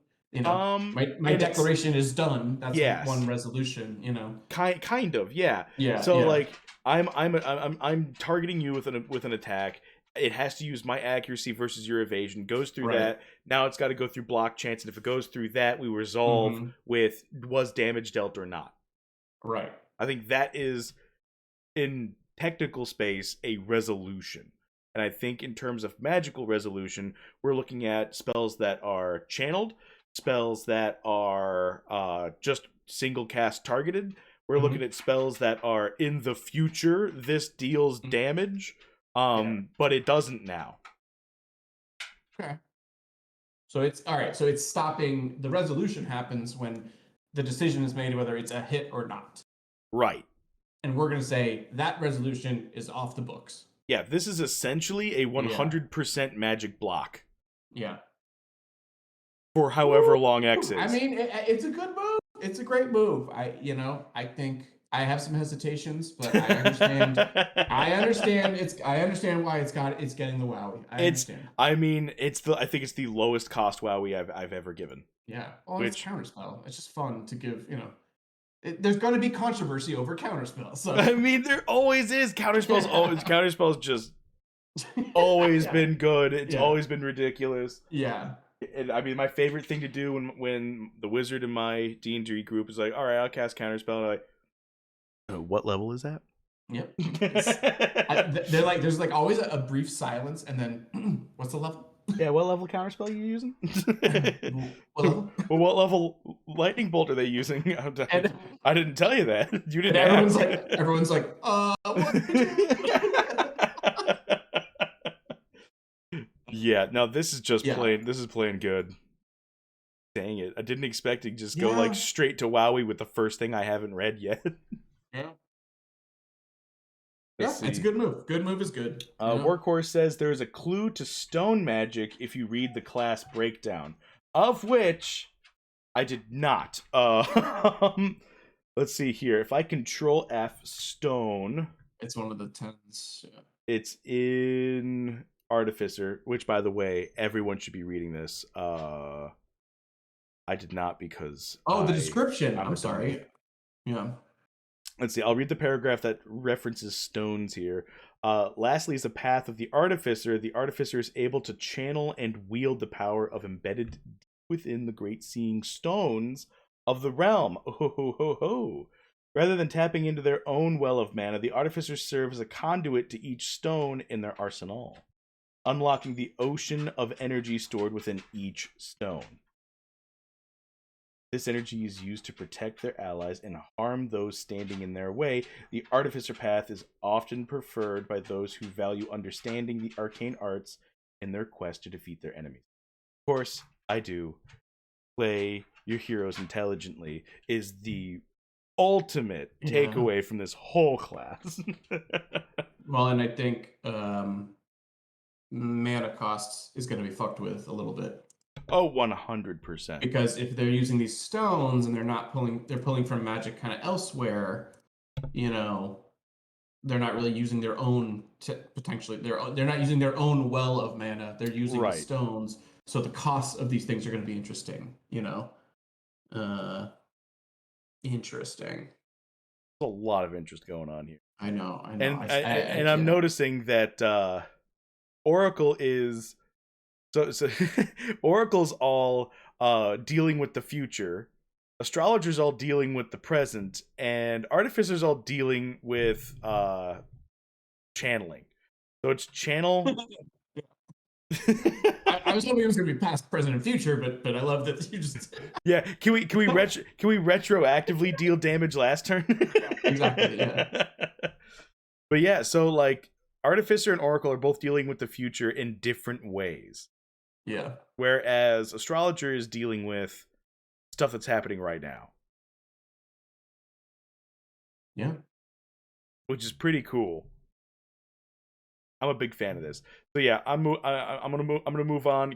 Counterspell I feel is a WoWie right now already. I don't need to know what the modifiers are.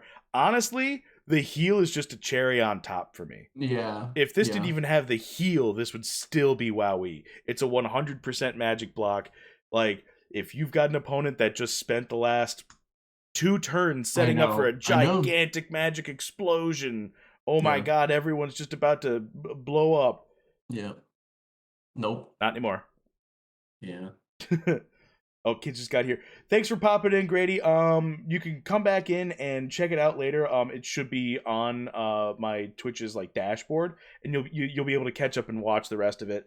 Hopefully we're not going to be too much longer. We said we were going to go 5 hours. We got to move forward. Yeah. We're not gonna go 5 hours. Yeah. Let's see. Sticks intern says, "Can someone tell me if my math is off? I'm honestly not good at it, but we got 22 classes so far, each of which have 22 possible subclasses. Total permutations 22 times 22. Technically, yes, because each one would have a chance of 22. Yeah. But we're not going to stop at 22. Yeah, it's going to 30, right? Yeah. Yeah. There's going to be a ton. Yeah, there's 4 more basics, 2 more advanced, 1 more elite, and then 1 more exalted. Yeah. So, yeah. Oh, Grady says, go 5 hours. He'll watch it at twice the speed. You know what that makes me think? Like, if I just talk faster, maybe. Oh my god. Yeah. But yeah, Grady, go ahead and get on out of here, man. I'm not gonna drop anything that's gonna be too earth shattering, hopefully. And you can have a nice casual sit down and listen. Go enjoy your kids. Go enjoy the fam. Thanks for stopping, and I really appreciate it. But yeah, I'll go ahead and move on. Tier 4 Astrologer, Chrono Purge. I'm gonna throw up some time. Here we go. Dispel target enemy. Wowie.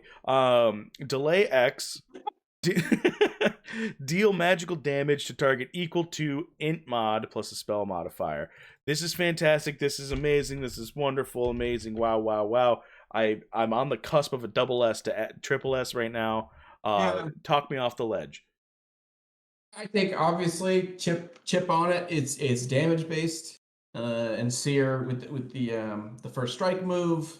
I'm hesitant to even put any resources into anything that deals damage. But on the flip side of that, we haven't seen Dispel. This is the first time we're seeing Dispel. That Dispel is not even any of the basic trait moves, so right. I can't jump you off the ledge. I mean, I also think SS is a fair rating, even SSS potentially if we get more details on how Dispel works, because it's an act right now. Dispel the enemy. I don't care about the damage. You know, I don't care. I mean, it's nice. It's a nice added thing to this, but exactly, like say we go Oracle, right? Yeah, this still has a ton of value just in the immediate Dispel. 100%. Yeah.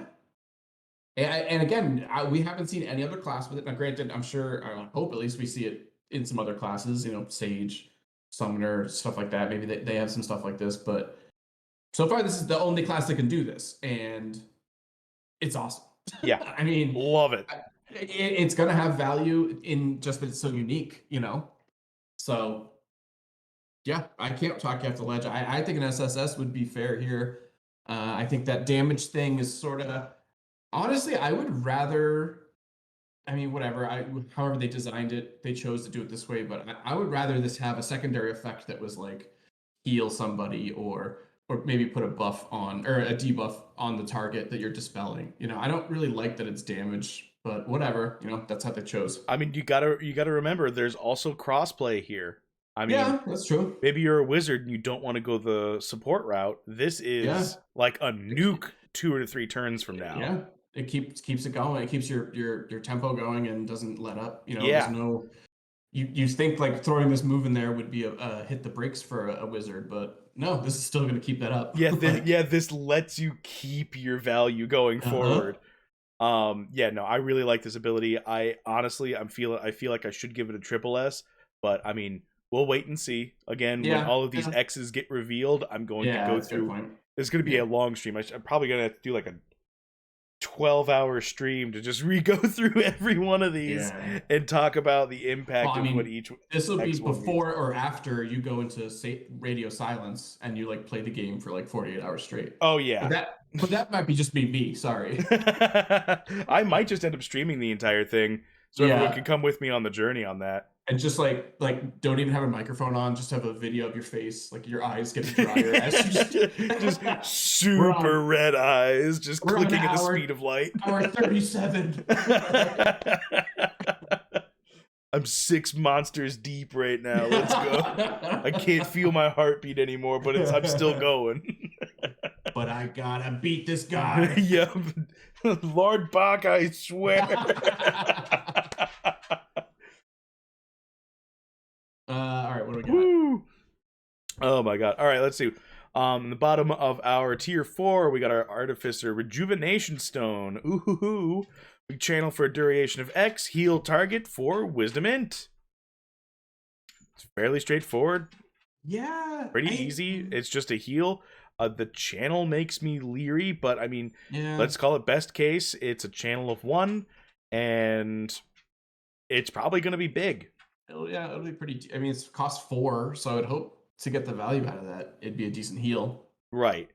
I'm going to leave it at A. Yeah.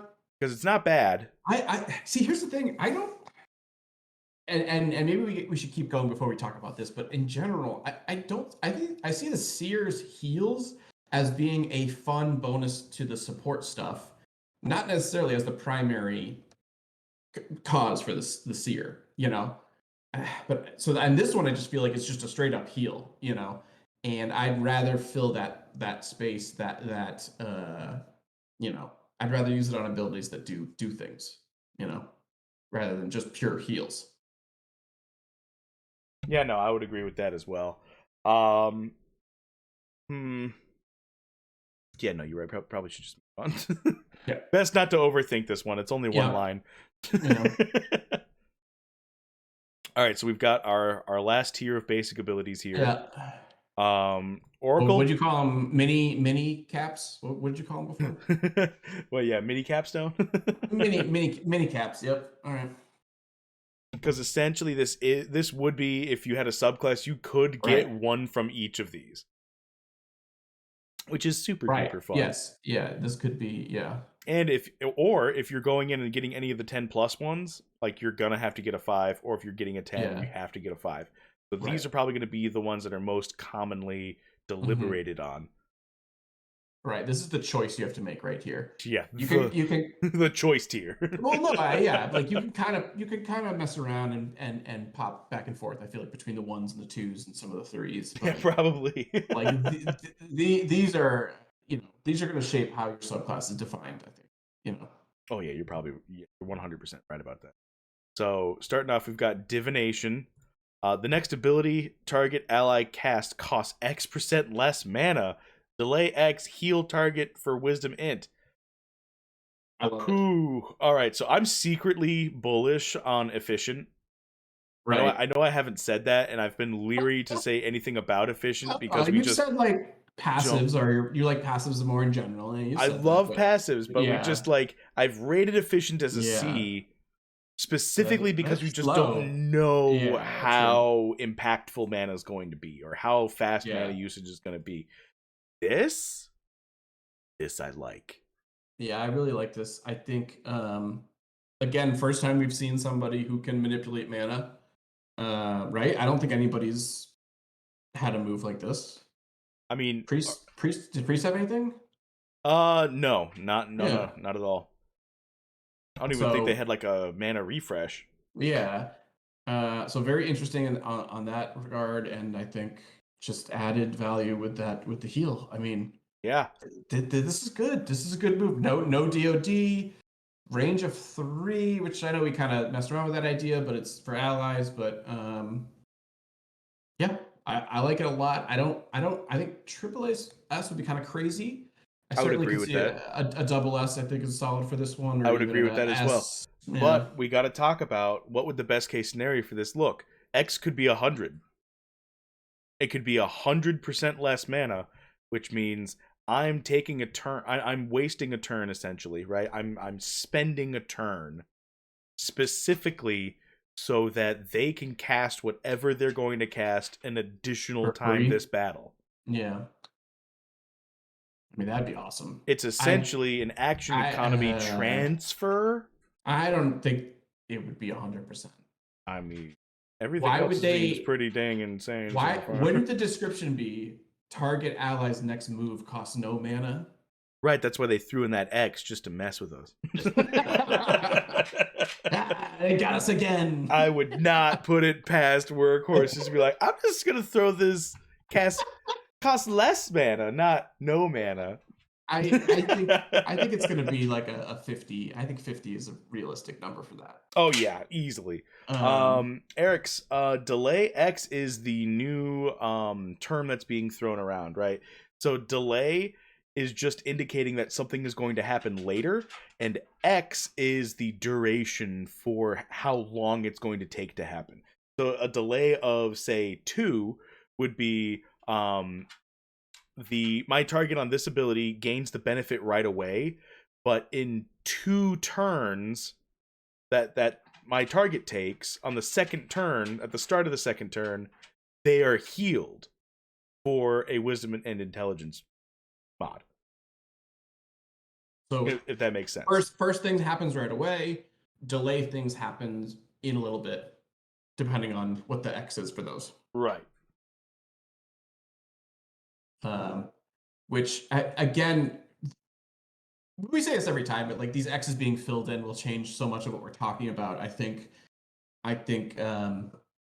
be very cool if you could stack delayed effects, which I think you can, but I mean, in terms of like, I hope that they all have different amounts. Oh, they definitely do. And because if they all were like 2, like if they all were very similar, I think it would be kind of frustrating. Oh, you got to throw tempo in on this thing. It's going to be insane. Like having them all be different amounts and then getting a combo off where they all trigger at the same turn would be very fun. Yeah, there's going to let's just say this. I am going to math out turn Oh my orders god, based yeah. off of delay, based off of, okay, Yes. I have an even turn delay built Seer versus an odd Yeah. turnabout.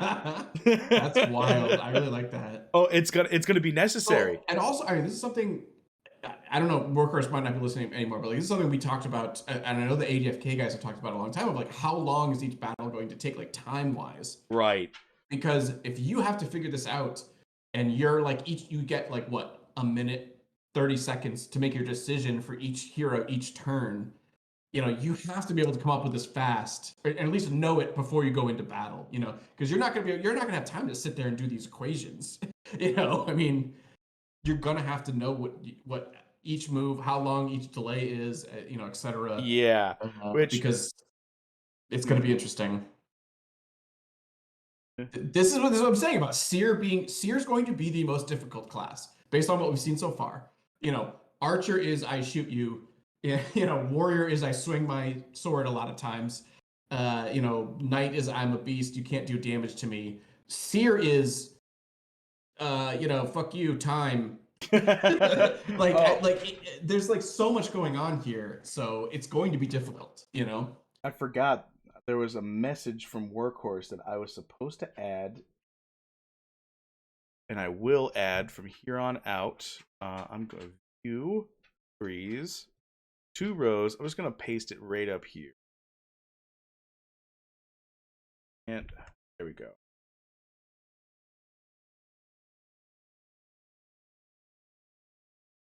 What am I looking at here? This was Workhorse's message for everybody, and I totally agree with it. And he knows exactly what he did. He knows what he's doing. Yeah. I mean, yeah. I generally am very, very excited, but I'm also just like, what? Like at all of this. Yeah, it's all insane. Also, I do have an answer to your question. Okay. I believe that their sweet spot for how long a game is going to last is going to be 5 to 8 minutes. Interesting. That's way shorter than I thought. I thought they were going to say 10 to 15. I think that's going to be a normal game. I think you could definitely augment a stall They'll be longer, to go a lot longer. But that's what they're wanting. So I don't think you'll have a lot of time per turn to make a decision. Right. So how many turns can we fit into 5 to 8 minutes? Right. I think it'll be interesting because I think with Seer, when you're trying to do the math on moves you've already triggered and like when the delays get active to like picking out this turn and thinking about the next turn, there's going to be a lot going on. I mean, granted, most of them are heals, which kind of makes it nice and kind of simple. Okay, that guy will get healed, whenever. But I still think to maximize your Seer play, you need to be well aware of when all your delays happen, Right. And it could become a headache really fast. But also at the same time, it could be the coolest build possible right now. That's the wildness of this class. I think it literally could be the best class in the game, or like you could just fail and trip and fall right out of the gate. Yeah, it's like, all right, did I set this? Oh, nope, I didn't. Yeah. Like you'll know right away. Yeah, exactly. Oh my gosh! All right, we got to get going. Let's see. Replying to Starbuck on Twitter here. Got a good throw this out here real quick. It's a really good JoJo reference for the Seer. Is the Seer the super sub? I think it might be. All right. Oh, there she is. There he is. It's such a good card. Such a good card. So yeah, continuing on. This is, I'm gonna say mana cost saving. I'm gonna say at least S. Yeah. I think that's a fair place to put it. For sure. I would put it lower, but it does 2 things at the cost of 1 turn. Mm-hmm. So I like that a lot. And that X percentage will maybe define that later. Yeah, 100%. If it's an S or an SS, yeah. All right. Yeah, moving on. All right, Clairvoyance. The next X abilities target ally casts cost X% less mana. Target ally gains X% pierce for duration of X. Wow, that's Oh, pretty okay. big. So this is excellent.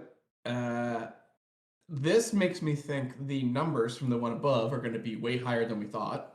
Yep. Which might bump that one up, but I think this one's great. And I have this problem a little bit later. I think there's some major overlap in a lot of the Seer moves. This is super similar to the one above it. Yeah, this just makes you an ultra support. Like, these are just Yeah. ultra support abilities. Yeah. Huh.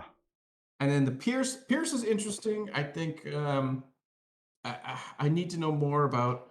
I mean, we've seen the Knight has damage resistance. I mean, and the Pierce can cut through that.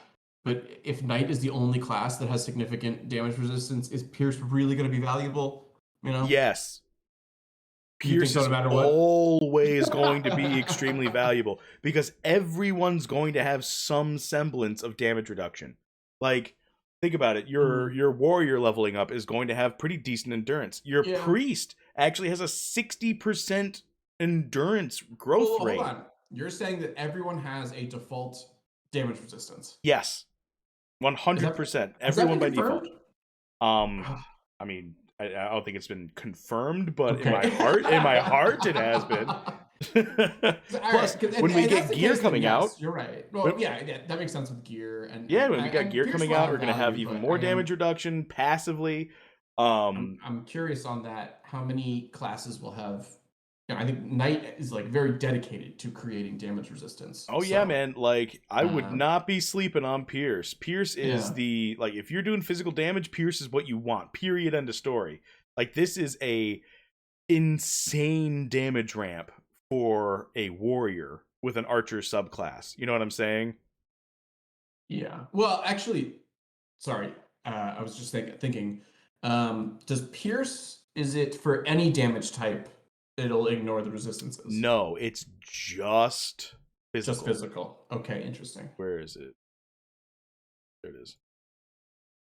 Target has if the target has damage resistance, deal damage as if that resistance is X% less, where X equals the ability's P.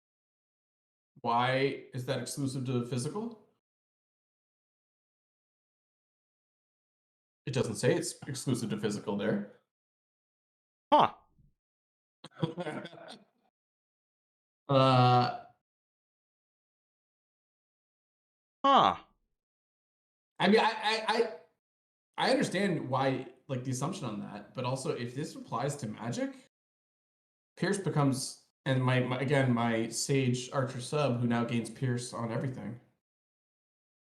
It becomes a magic piercing.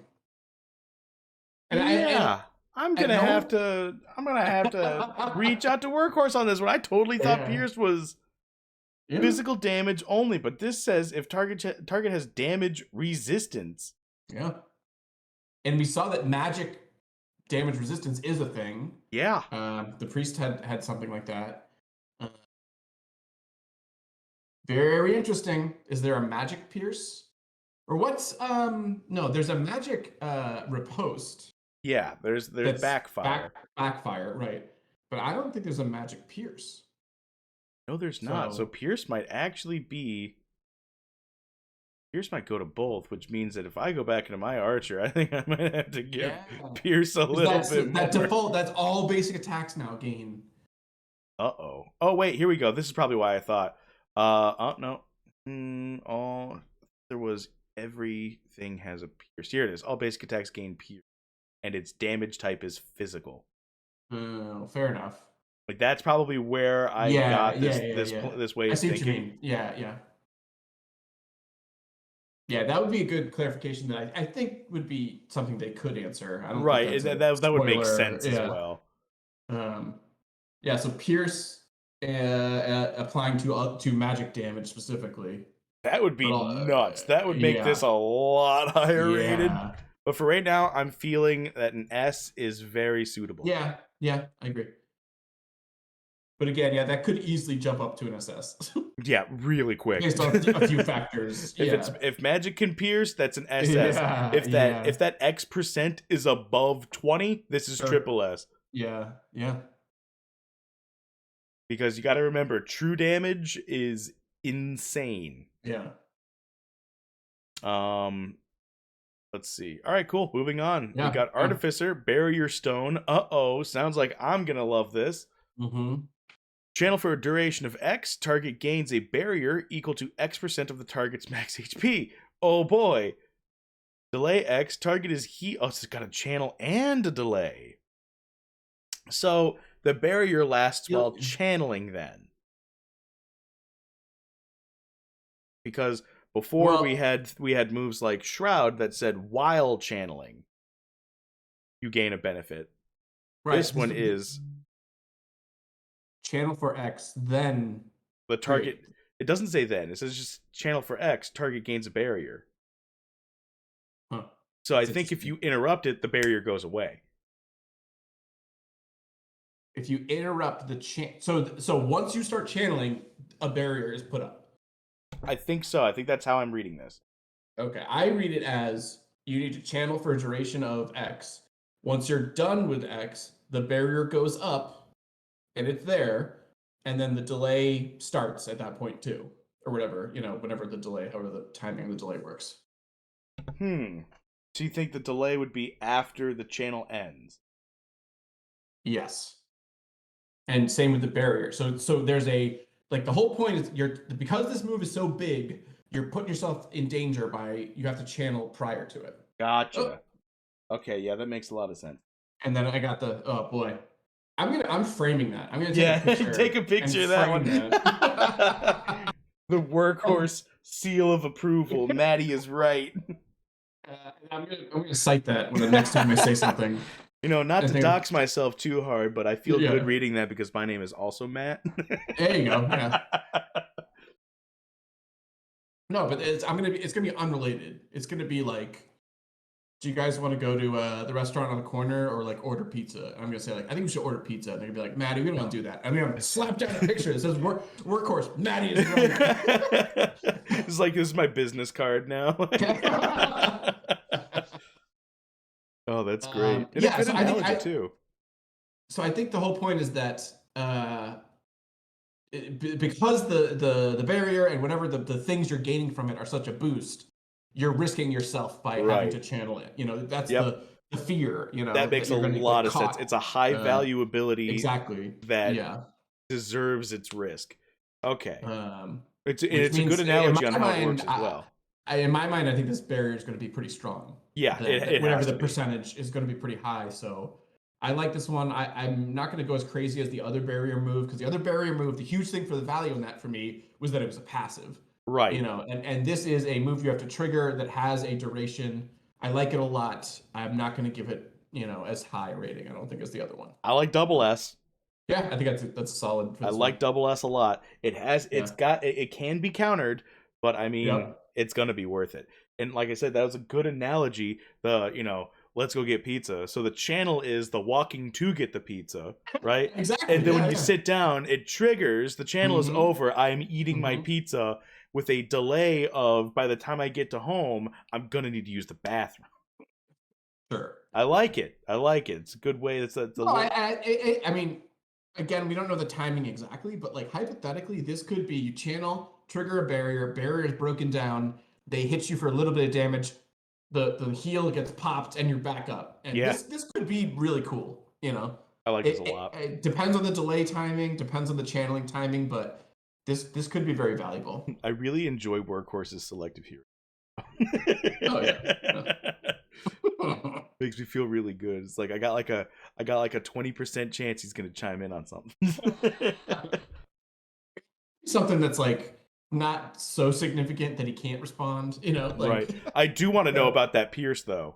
Yeah, Pierce would be interesting. I do want to know if Pierce is only physical or if it's also counted for magical. Pierce clarification, and then also if not, is there a magic Pierce? It's a separate stat, I would really like to hear about that. Because I will say, I don't think we've seen it yet, but there is a magic block that we didn't know about.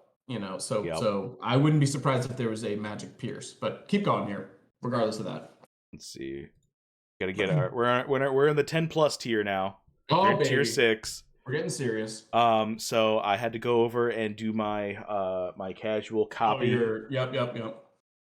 So let's go ahead and go through. We got Future Sight Plus, which means that this is a 9 cost. I don't love those. This is a 9 cost 10+ ability. So let's go through and reread Future Sight real quick. Target ally gains X% evasion for a duration of X, delay X in a duration of X. Target is healed equal to Spell Whiz. So here we go. We got Future Sight Plus, and it looks like exactly the same. It looks exactly the same, except it has an int mod on it as well now. Oh, where did I miss that? So the heal is stronger. So in the first version didn't have the int; it was just Spell and Whiz. Right. Interesting. I rated the last one SS. I think I'm gonna rate this one a little lower. Yeah, it's too pricey. It's even if you show me impressive numbers here, I don't know. Unless it's like, say, for some reason, like I'm assuming everything's proportional, right? And like this Future Sight is 5x whatever the level 1 is, right? Or fill in the blank of whatever that number is. It costs the same. Yeah. Now, if you said like the heal was 5x, but the evasion percentage was like significantly bigger, I would maybe consider this as a better rating. I would assume the mods would be higher, yeah. Right, but if it was like unproportionately higher in this version of it, it went from like 25% in the basic to you're expecting 50, but instead it's like 95 or something crazy, Yeah. Then I would be more excited about this, but just on face value, when it's probably like it could go from a duration of 2 to 4. Yeah, that'd be interesting. Like that's a really. I'm still not too excited about it though. I don't know. Yeah. It could be, again, those numbers could change, my opinion. Right. This is. And this has been true for most of the tier 6s, the 10+ abilities. They're very heavily dependent on how much the mod has changed. Right. Usually they retain the same rating, but because this costs so much more, it actually went down in rating. I mean, yeah, is like this. If you're well, Divination Plus, like this is a 5 cost. Yeah, you know what I mean. Like exactly. If you're looking at this for your subclass, you're wiping out basically all of your resources for this. Yep. And I don't know if you're getting enough for that. And this one is like this is the same though. This is not the same. So Divination was the next ability. Target ally cast costs X% less mana. Delay X heal target. This one is the next X abilities. Target casts cost X mana. Oh, that's a flat. That's not a percentage. Flat. Yeah. That's flat mana. I like this. Delay X heal target. It'll be like 10. I mean, I hope. I want to bump this up because this is. Also, wait. It's plural abilities. So I'm assuming it'll be more than probably whatever the earlier version of it is. Yeah. The earlier version was 1. Oh, it was. Okay, I was looking at this one's at least 2. This is I'm using my turn not only to get a heal on a delay, but I'm giving you additional action economy, which I am all about. So I am on the threshold of giving this a triple S. Well, I mean, I wouldn't hate that. So the next X abilities target cast. So let's say that's 3. On your turn, you do 1, and you have a stockpile that that new resource of lower cost spells are now just at your disposal. Yep. I really like this. Yeah. Yeah, your potential in the entire let's say every battle goes to everyone runs out of MP and is all working off of DOD at the end. Yeah. This gives you more abilities to use over time. And so then the only counter to this is Dispel, right? True. Because it's not a channeled. Which is rare, as we've seen. Yeah, so yeah, I really like this move. I could see it being SSS. Yeah, I'm a big fan of this so far. And the fact that it's a level 5 and you only need 5 to get this one. It's a 5 I like that cost. a lot. Yeah. Like this is something that's viable for a subclass, which would be very interesting. Yeah, and for almost any subclass too. Yeah, exactly. Yeah. I really like this. You know, I am. I'm bumping it up to triple S. There it is. Bam. There we go. All right, sweet. Now we got Haste Plus, which I remember from the very beginning. We got another 9 cost here. Increase effective agility of target by X, which is a Wisdom Intelligence scaling for a duration of X. And this is increase effective agility of target by X, Wiz Int for a duration of X. This is our first. Yeah. Same as non-plus version with higher mod. Was Future Sight? Oh, because they added right. Yep, they added the int mod. Yeah, I don't love this. It's too pricey, and I don't think it's really doing a lot. Even if it's an impressive number, you're spending 10 on this. Mm-hmm. You know, I struggle with that value because when it's a level 1 move, it sounds awesome. You know, like so the increased effective agility may not go up, but the duration might. The duration being higher is what would make me excited about this one, rather than the number of flat agility bonus. Yeah, that's fair. That's fair. I struggle with that. Like, there's no way that's going to be what is a number of turns that makes this so impressive to you that you have to have it? You know, 10. That's crazy. No, even 5. You would do it for 5, yeah. Yeah, no, I would triple S this for 5. Interesting. Now I'm negotiating. I probably shouldn't. That's like an old, you know, you do it for $1 million, but you wouldn't do it for 0. So now we're just negotiating. Yeah, now we just gotta find that happy middle man. Yeah. Wherever that may be. I think I struggle with this one. I don't love this one. I'm not gonna lie. Yeah, I mean, I know speed is king, but I think this falls into the same kind of deal as Future Sight Plus, where the cost is great. Mm-hmm. So I think I'm gonna put it as an S right now. Yeah. But if the mods on it are higher, like by like substantially, where it actually does pay for itself of being a 9 cost 10 plus, then yeah, this is going straight to triple S. Yeah. Going straight to triple S, but it's completely and utterly dependent on the modifier. Gotcha. Yeah. All right, so now we got Time Sync Plus, which is a 3 cost, so that makes this a 7 cost. Okay. Right in the middle of the road. Slow target by X% for a duration of X. Delay X. Deal magic damage to target equal to spell times target agility. This is another exact same as non-plus version, but with higher mods, which is honestly not terribly a bad thing. I would give it the same rating. Yeah. What did you give it for the SS or S? I think I give it an S. Right. Or no, what am I looking at? Where am I? Where are we for the original one? Yeah, S. Yeah, I think I'd give it the same. Yeah. No, I don't see that there's anything wrong with that.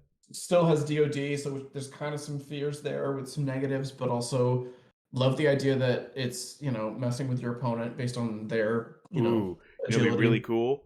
Like this might warrant its cost if the DOD is like 5. Like it gets rid of the DOD. That'd be interesting if exact same move, but DOD is like 75% less. Yeah, I'd be all about that. That'd be interesting. Yeah. All right, cool. So now we got Purification Stone Plus, which is where? There it is. 3 cost. Another 7 cost. That one. Oh, this one's got a lot more to it. So before we had Channel for a duration of X, cleanse target ally. Target ally is healed equal to Wiz Int. I gave that a B. That was our lowest ranked ability so far. So I'm glad it's got a plus version. All right, so we got Channel for a duration of X, gain X% resistance to status effects during the channel. Hello. Cleanse all allies. A full cleanse. Oh, wow. Ooh, all allies. And it's an AoE heal. Are you kidding me? Hell crazy. Yeah. That's not even up for discussion. That's a triple S ability right there. You pair that up with you pair that up with Shroud from Archer. Like, that's insane. This is crazy good. I like this one, and the fact that you have to purchase the B-rated ability beforehand. It makes it I makes it enjoy this balanced. glow up. It makes it balanced. Yep. Like it's not, yeah. I really like this glow Because up. the lower level one might kind of slow you up. It might trip you up a little bit, you know. So this covers for that and makes it so it's not a broken ability, you know. Mm-hmm. Yeah, I think I think it's very good. I would agree with that rating. I obviously I think interrupts are going to be part of the meta. Uh, and shout out to Fight Club because that's like what a lot of what the meta is for that game too. And I think it's going to be very interesting is creating ways to get these channels off and not have to deal with interrupts, whether that's like a taunt from somebody else, a threat from somebody else, or evasion like we see with the archer. I think that's going to be a very fun game of like game within the game of like creating how can you pull off the channels successfully, Right. Yeah, I think counterplay and counterplay and Yeah, baiting exactly. out Yeah. Mm-hmm. the interrupts so you can go for these higher value channels. Right. So things like all right, I'm going to channel for a duration and heal the target. Well, I'm going to interrupt that. Well, now you've wasted one of your interrupts. Now I can go for this really valuable channel. Yeah. Well, especially with the B-rated one had channeling too, right? Right? Yeah, they both had channeling. Huh. But this one it didn't do something during the channel. Interesting. Yeah. Interesting. Yep, love it. I love stuff that happens while I'm waiting. Yeah. All right, cool. Hey, Sergeant Filthy McNasty is up in the house. What's good, man? Thanks for stopping by. Let's see. Eric's workhorse must have used up all of the napkins and hooters to map out the building. Man, that sounds really good. I don't know how. Yeah. I'm not sponsored or anything, but I could totally go for some Daytona style wings right now. Jeez. Oh.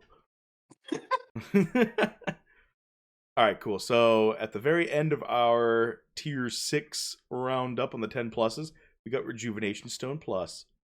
Channel for a duration of X. Gain X% resistance to status effects during channel. Lovely.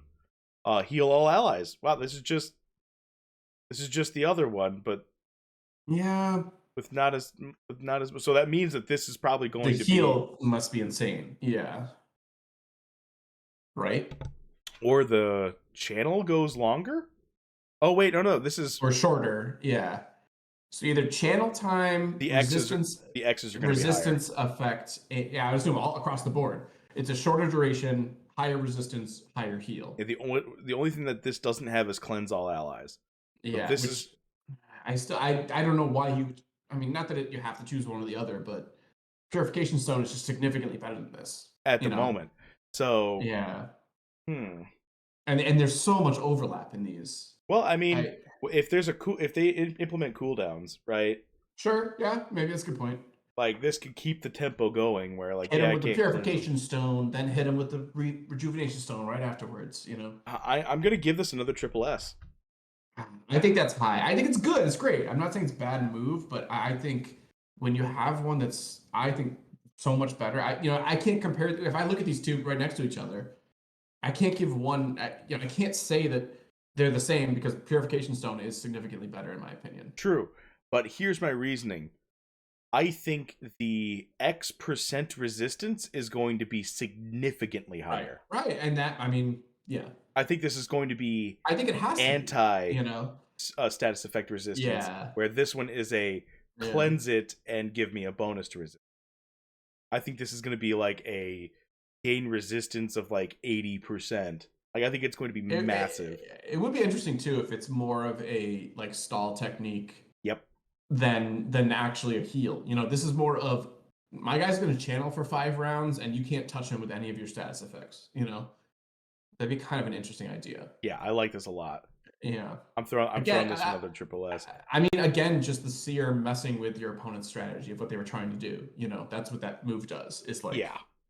You're like, oh, but he's channeling. I should stop it. But it's like, no, you're blocked from stopping it. So now it's like, well, what are you going to do?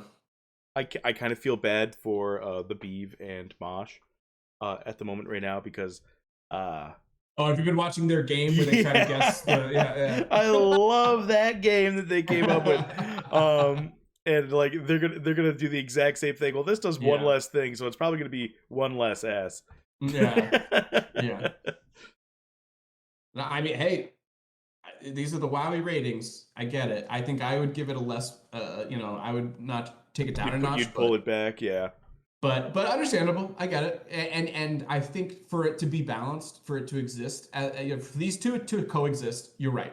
The numbers have to be higher on Rejuvenation Stone. I would say Rejuvenation Stone's probably going to be used first, and then follow up with Purification Stone. Like that's the way you're going to want to use it. And I'm pretty sure there's one coming up where if you used all the stones, you get like a massive move. Oh jeez. All right, yeah. So time for the best part. We got our ultimates and our 10 costs here. I feel a lot of text. I feel there's like a book here. Jeez. Oh hell yeah. First ability. You know what? Workhorse, I got to give you a shout out. I already appreciate you because I noticed this with the warrior as well.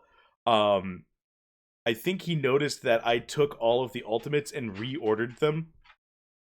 To be like, I see what you're saying. In the same order that they've been previously. Like their groupings. Yes, I reordered them into the correct groupings, and he's just done it automatically for me on these ones. So shout out to Workhorse for noticing that little detail and thinking of me. I really appreciate it. So we got our first ult, Time Warp. Just to jump to the left. Target ally may take X actions on target's next turn. What? And a save if they die. If target dies before its next turn, refund the mana spent and cast it for free on a random ally. What the hell is this? So if it, I mean, I don't want to use the word interrupt, but if this gets broken up by death, there's a save to keep it going. This move is insane. I want to give it a Maddie. I'm sure it's in the running for a Wowie, I think, but I think you might give it triple S, to be honest. But this is insane. It's just straight up make one of your guys take 2 turns versus their 1 turn. It doubles the value. I mean, this is insane. Yeah, it 100% gets a Wowie. Yeah. This 100%, like, I have not been more confident about a Wowie rating since I saw something like this in the Berserker tree with Funeral Rites. Right, with the This is because it's creating another turn out of nothing. Yes, it's creating another turn at the cost of a turn. Right. And you've got a safety net for it. Yeah, and a safety net, I was gonna say, and like, so you're you give this to your DPS guy who's just hitting them with damage, and now he's doing double that. I mean, this is great. This is absolute insanity. Like, the best case scenario is that X equals 2. Or that's the worst case. That's worst case scenario. Is that X equals 2. If it equals 3, it's broken. I don't think it possibly can equal 3. It can only get more Wowie from here. If it's 2, it has to be 2. In fact, I don't even know why he put an X there. He should have just said they get an X return. It can take double action. Yeah, like there's no, because if it's 3, I'm telling you right now, Workhorse, nerf that. Like, that is insane. The call for a nerf already. Like, if that's more than 2, that's broken. And because there's like a save. So if you give it, like, let's say you have your Dark Knight who's this like heavy hitter dude who's just laying on the damage. That's all he does. You give this to him. He dies prior to getting to do it. You pass it off on whoever's next. You still can get the value out of it. Like, you give it to your archer or a support guy who now can do 2 special moves. Hell, you give it to a priest. He could do his resurrection move, bring back the Dark Knight guy. I mean, this is an insane move. Yeah, 100%. You can only get value out of this. Yeah. And there's like combos with it later that it's just keep reading. Oh my god, there's more? You mean there's more to this specifically? Well, I mean, sort of, but yes. All right, cool. So our next Oracle alt, Bend Time. Yeah. Sorry if you can hear my dog walking around. Target ally's next X actions cannot be blocked or spell blocked. So first time we see spell blocked, right? Well, spell block might tie into counterspell. I don't think so. Where the spell does not resolve, so that might tie in here. Oh God, don't complicate that. You know I'm already overanalyzing. I'm about to complicate the living hell out of it. I already want to talk about the definition of the word resolve for an hour. No, but this is also really powerful. Jeez, I might be giving every one of these Wowie. I know. Combo. If Future Sight was used by this hero last turn, target ally's actions cannot be evaded or blocked or spell blocked. Wow! Neutralizing the evasion. So, all right. You know the problem with True Sight, right? In D&D? What's that? With True Sight, the cantrip, where you use your action to make the next turn to give yourself advantage next round, where it just would have been better to just attack twice. Roll, just attack twice. This is the fixed version of that. Yeah. This is the correct version of it.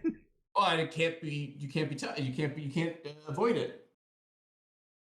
Like, this is True Strike. This is. I mean, this is the counter to my cool Sage Archer build. Yeah. Like, because I'm trying to create somebody who is evading attack and dealing damage. This sees right through it. Pun intended. Sees right through it. We always intend our puns here. Yeah, exactly. I think big dings on this are duration. You know, if this is one move, like one turn. Well, it does say actions.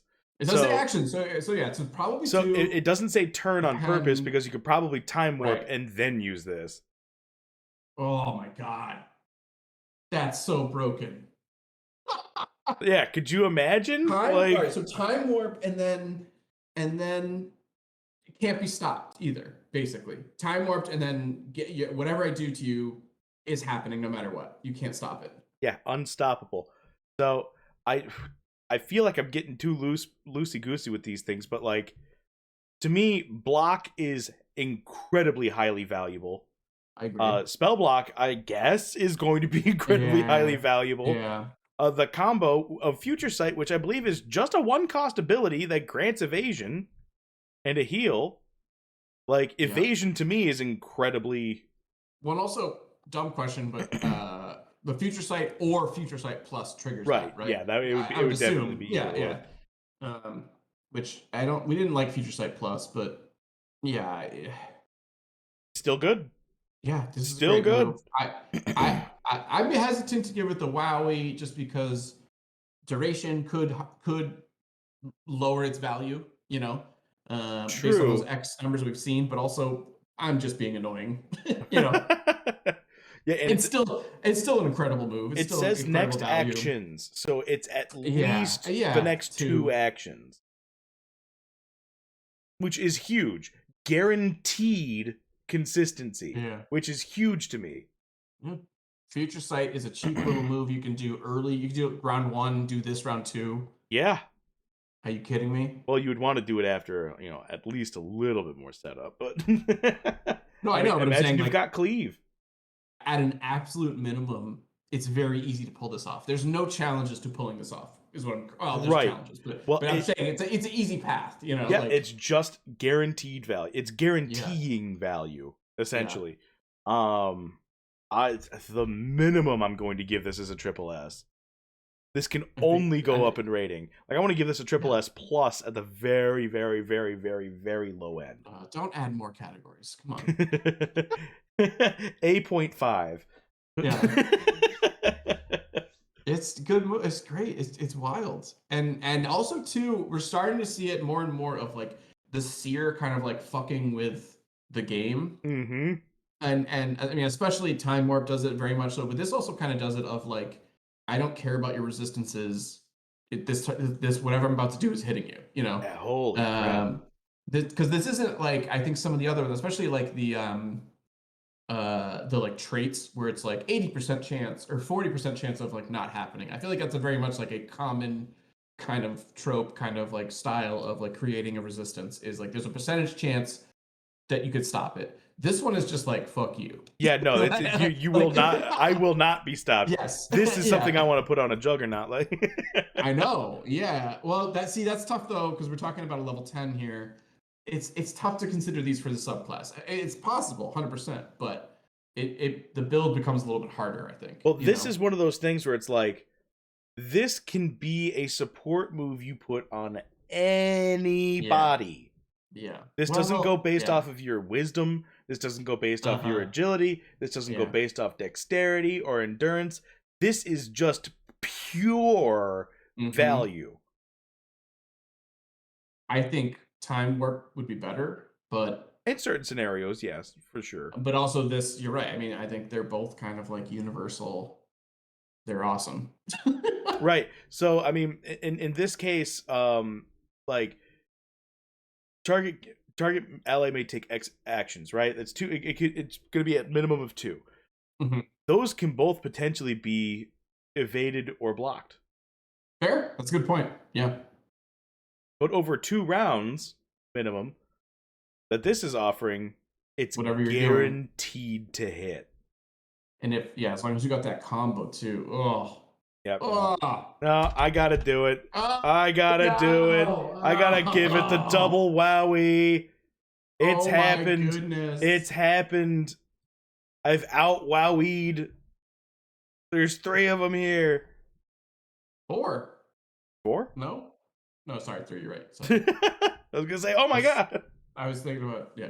The most wowies I think I've ever had on anybody is 2. Honestly, there's more coming. I'm not lying. Is there seriously? Yes. Oh my god. All right. Let's see. We got restore the timeline. That's so dramatic. I know.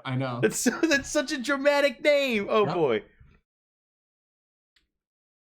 Set target ally or enemy's HP to where it was last round. Combo. If bend time was cast on this hero's last turn, time warp was cast the turn before, this hero immediately takes an additional action this turn. What?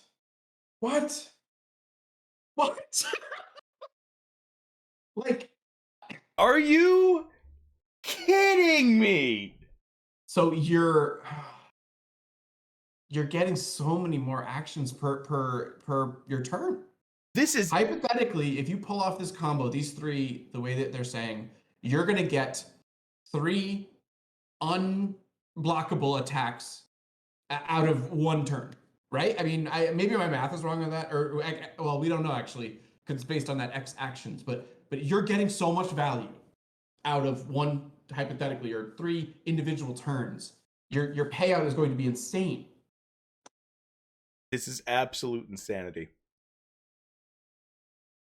This is absolute insanity. And it's got its own combo. So this is a ramp.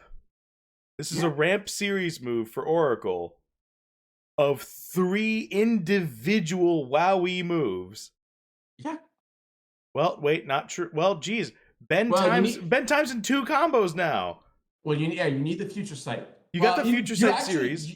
You have hypothetically you don't need the Future Sight. No, you don't for maximum value. Yeah, because it could be a decent attack even ignoring block and spell block. That's still an amazing ability. Yeah. You know? But hypothetically, you have to do Future Sight, or you have to do. It has to be last turn. Actually, I don't know if the full combo is possible. So bend turn, and then time warp prior. Okay, I don't think it's possible. Oh, really? Because to get the bend time with the Future Sight, you can't get the full bonus of restore the timeline. Right. You have to choose one or the other. They're 2 separate series. Which I think is fine dropping the can't be evaded or blocked, which is an awesome bonus to bend time. But to get this full recover the timeline value, oh My goodness. Yeah, My this goodness. is So now absolute also, insanity. I mean, of note too is like these are 3 10-level moves. So this is something that only a Yeah. seer is going to be able to. Thank God this is not This cannot accessible by be. everybody. The subclasses are not going to be able to touch this, and also too, this is after you build out a full. I mean, 30 skill points, and these are level 10, so you already need to fill up the other. What are the levels called? They're just called levels. Like you have to fill up. Like we're talking about a level like 50 hero that Oh finally yeah, can yeah. get this combo. So this isn't something that's going to be like available right away. But like once this combo is an option, this could win every matchup. Yeah, the action. So we didn't even talk about why this is good. Right. We just both got super excited. We just started freaking out on how awesome this is. And didn't even talk about where the value's actually coming from, right? Yeah.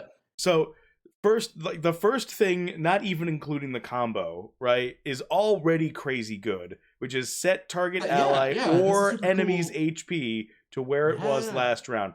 If you target yourself, this can undo a gigantic attack. This could be more valuable than a heal.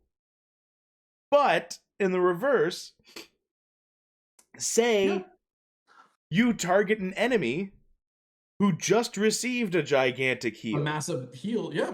You just get to undo that massive heal and possibly effectively deal the most single round damage. You're dealing damage without dealing damage, which means you can still pick up the support oracle ability from the beginning that doesn't let you do damage. And you're going first for sure on all of these. And you'd be going first for sure. So this is WoWy even before the combo. So and I told you this, but I want to say it for the stream. I've been thinking about like kind of writing this out.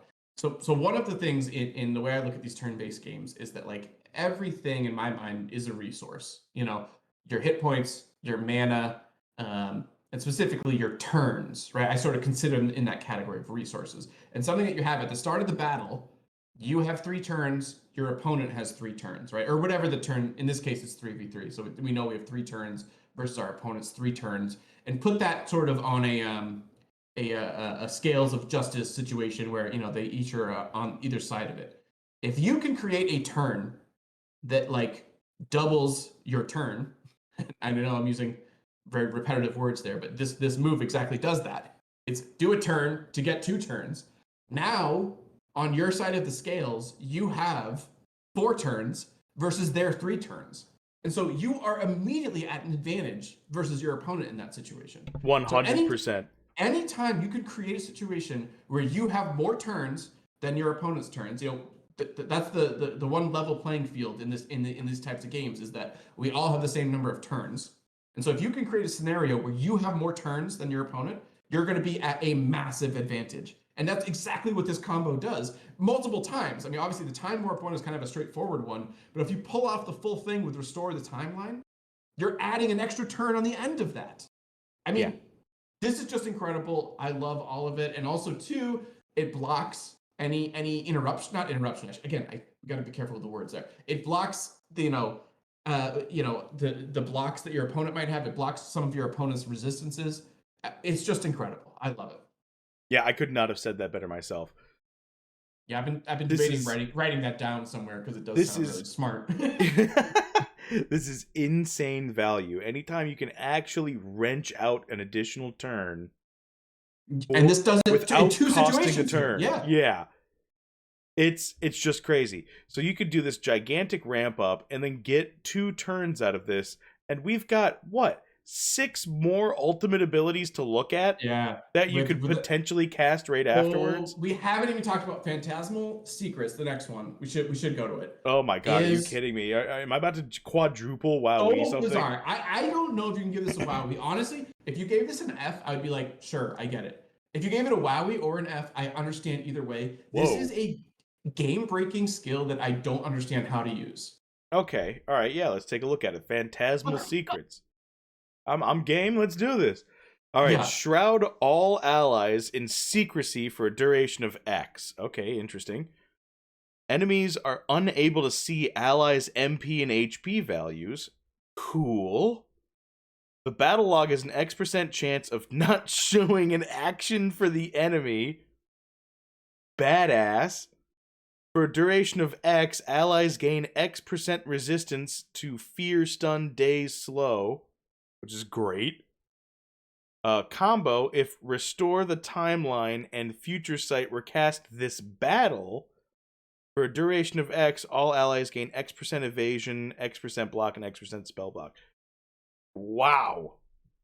So this is the first time I'm seeing this, and we've seen the Seer do little hints of this. This Seer is not just fucking with your opponents. It's fucking with the player playing the game. Yeah.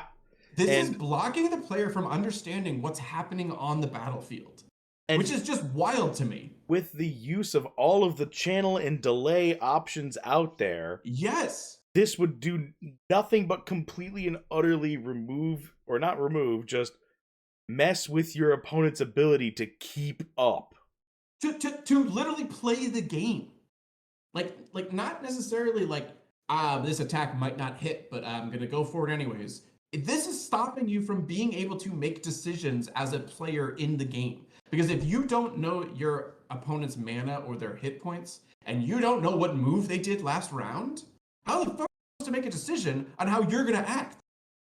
That is insane. Based on a turn-based game, when you're giving no information about what your opponent is doing on the other side. You're forced to use that brain.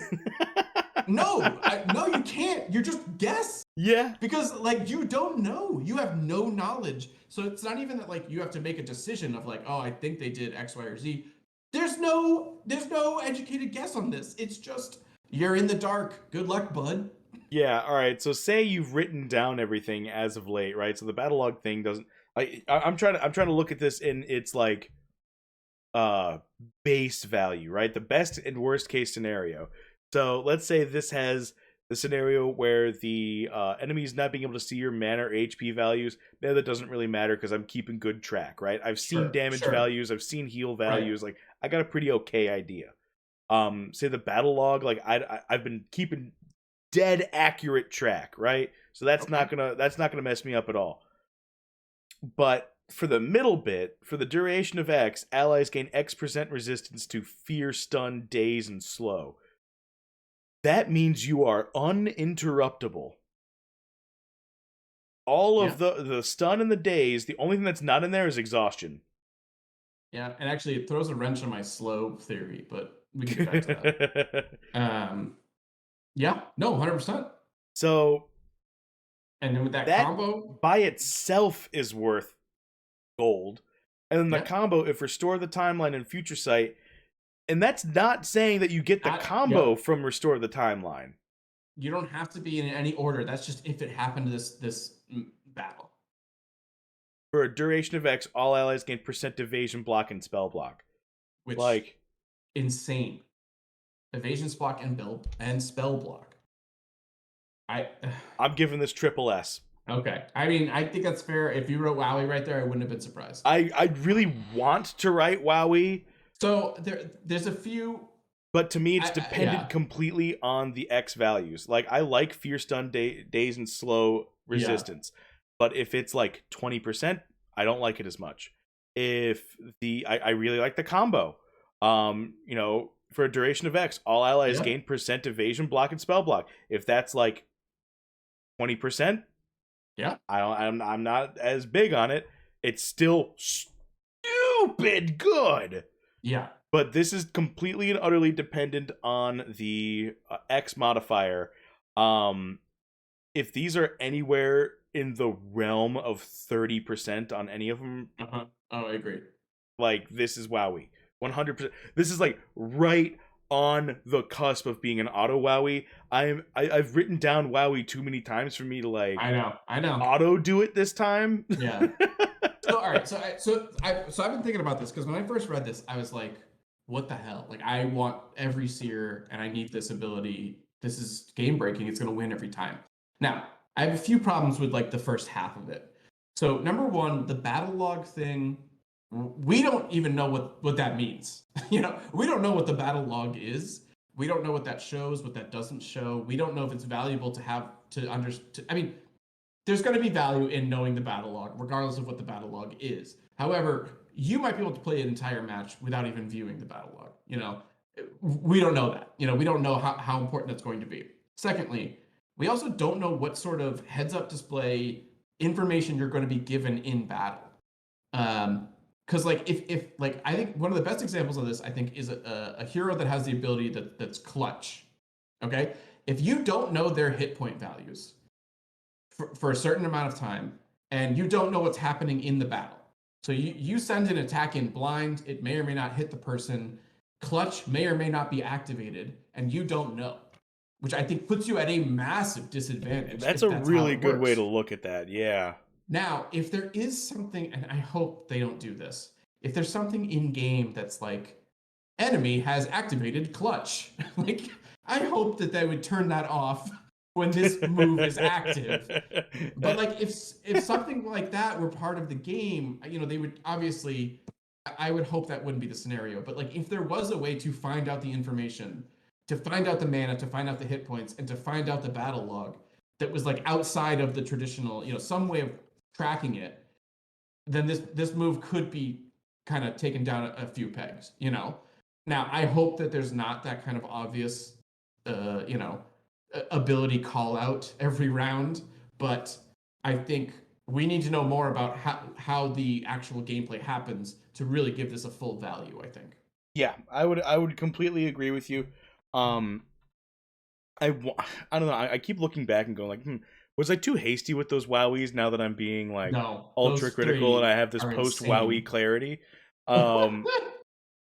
But no, it truly is. If I'm taking the extremely fun, like first half of this ability, if I take that away, because you know, like top tier PvP, man, people are paying attention. You know what I'm saying? Exactly. Yeah, exactly. But if I take that away, the value of everything else is still pretty high, but completely and utterly dependent on whatever the X modifiers are. Yeah. If they're low, this will be ranked low. If they're high, this will be ranked high. And it's just simple as that. Yeah. Yeah, no, totally. And I think a lot depends on what the battle looks like, what information we have as players while we're in the middle of battle for that first half of that, you know. Because I think it could be very interesting for your opponent to be blind for some amount of turns. Honestly, I think this would be an auto wowie if it was the battle log is automatically blocked. Yeah, for real. Or you don't, like, you can no longer tell if you're debuffed or not. Yeah, like status effects are hidden. I think, but I just too, I love the flavor of Seer, of like the Seer is fucking with the game. Not just like your opponent and your heroes. The Seer is fucking with how this game is played. Yeah. And I really love that flavor on it. This is really legitimately cool. It's fun, it's funny, and it's going to be like I'm just seeing it right now. There's going to be like the players who are like ultra cerebral and thinking so far ahead that they're missing, like, that they're forgetting that what happens right now is also important, and they're going to lose because they're thinking way too far ahead. And then there's other people that are going to be like, all right, let's go and see what the build list looks like. Wow, everything's good. I almost can't build a bad one. Exactly. I'm just gonna willy-nilly throw stuff out, and it just accidentally works. Like, it's gonna be great. Yeah, it's interesting. I think. See, the thing is, though, I think it's the people who get caught being too cerebral are gonna lose to the people who build teams that are like strike fast, strike first, and like I'm out. Yeah, you know. And I think that's going to be a meta, and then there'll be a counter meta to that of like slow tank guys. Right. And meanwhile, those cerebral players are going to be like, "What's happening?" Yeah, right. Yeah, you're going to try and go for consistency, and this thing pumps inconsistency, and it uses it as a weapon. Messes with your I cannot get over how much I'm loving this so far, and we're not even halfway done with the ultimates. I know. Well, I love the Oracle ones the most. I will say Oracle's fantastic. I think Phantasmal Secrets blew my mind. And just because I haven't seen moves like this In or any concepts game. like this in most games of like Yeah. honestly messing with the player, not messing with like who the characters are fighting. Workhorse, I if you're love that. listening right now, I legitimately want to know who came up with this so I could send Yeah, them a because high it's so five. cool. Yeah, it's such a cool idea of, and Like, I said this earlier of like the seer knows it's in the middle of a game, playing a game. yeah. And it's like I'm gonna mess with the players playing this game, not necessarily the heroes that are across from me. And it's just like super fun. Oh God, this is And yeah. great. And again, I think these are gonna be awesome moves, but there's a chance that this is like falls flat. Like because Yeah, 100%. that's how crazy the seer is. Like I really think it's a 0 or a 100. Like that's it. Yeah, no, that's 100% true. Like the first half for sure, it either gives you value or it doesn't, Yeah. which I think is kind of cool. No, it's excellent. It's I wild. really, really, really like that. I think it's if you master how it works and understand the gameplay, like there's such payout, but also, woo, there's a lot to that. All Like, right, sweet. I'm glad. I can't believe that Oracle almost clean swept the ultimate section. I know, Like that's insane to me. I know. We These still other got ones are good. They're very good. we still got 2/3 of this Yeah, book yeah, remaining. yeah. And we got 10 minutes coming up on 3 hours. Right, right. All right. But Here we you go. know Let's what? focus I up. took Focus PTO up. for tomorrow, so I'll keep going, okay? I'm um still showing up, but I'll be half-assing the job. I'll be unpleasant to be around, but I'll be there. Yeah. All right, so we got Astrologer, Sphere of Influence, and it's a passive. All right, I'm already loving it. All Mhm. allies gain X% if it combo. If the Astrologer is active, allies gain an additional. Oh, if the Astrologer, which is Yeah, it's a the move. It's a with move this earlier. 2 Yeah. cost, where all allies gain Yeah. agility. So this is Mm-hmm. speed adding Mm-hmm. into Well, and this goes, evasion. we'll keep reading it, but this goes to a conversation we had very early on about how we think these skills work. Right. Allies gain an additional % evasion to a total of X% evasion. I'm not 100% sure how you feel about this, but I know how I feel about this. I know how you feel about it. Yeah, I like this a lot. And we say this every time, and we're repetitive, and I think everybody knows this. It's obviously going to depend on these numbers, but the way this is phrased, I find very interesting. Adding an additional X percentage to a total of X percentage. That could just be how they wrote it out. But like, does this mean other things are not additive? Why did they specifically say that this was an additive sort of I thing? Like, I think that this was specifically worded this way for us because they didn't want us to be confused I on guess like, so. okay, so Yeah. does that mean like a percentage of the percentage before Yeah, is added onto the exactly. percentage Yeah. now, so it's actually more percentage? Like, no, this is going to be capped out. Okay. All right. And that's very fair, and that's probably accurate. And I still think this is a great move no matter what. Yeah, But 100%. I think this is evasion on evasion on evasion, and I think you can only be the fastest. This is what I've You been know, waiting for. If you're but building an like, evasion comp, this is going to be staple. Period. End of story. yeah, but like also, once you're fastest, you don't need to be more fastest. True. I mean, you're right, and this is great, and obviously, I think this is an awesome boost for allies. I think if you have like one ninja, a seer, and then some tank who's like a little bit slower, this now makes him on par with everybody else on the team. Yeah, 100%. Well, I So mean, think about it this way: you've got a ninja on your team and a ninja on the other team. With the now, agility yeah, boost, there you I'm go. always going faster. Yeah, So I just made my yeah, ninja more ninja-ier. yeah, exactly. And then with the seer move, with this one, you're probably doing the auto first strike move with this one. So your seer's already first. So yeah, you're gonna be owning the turn order. Yeah, this is fantastic. Yeah. It's just good. I mean, everyone knows exactly how I feel about evasion, and Yeah. I will not be talked off that ledge. No, I mean it's a great move. It's cool, and yeah, I love it. Only countered by archers. Yeah.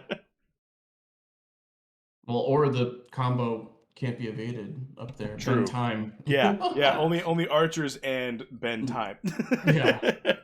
Timey-wimey bullshit happening. Yeah, big time timey wimey bullshit.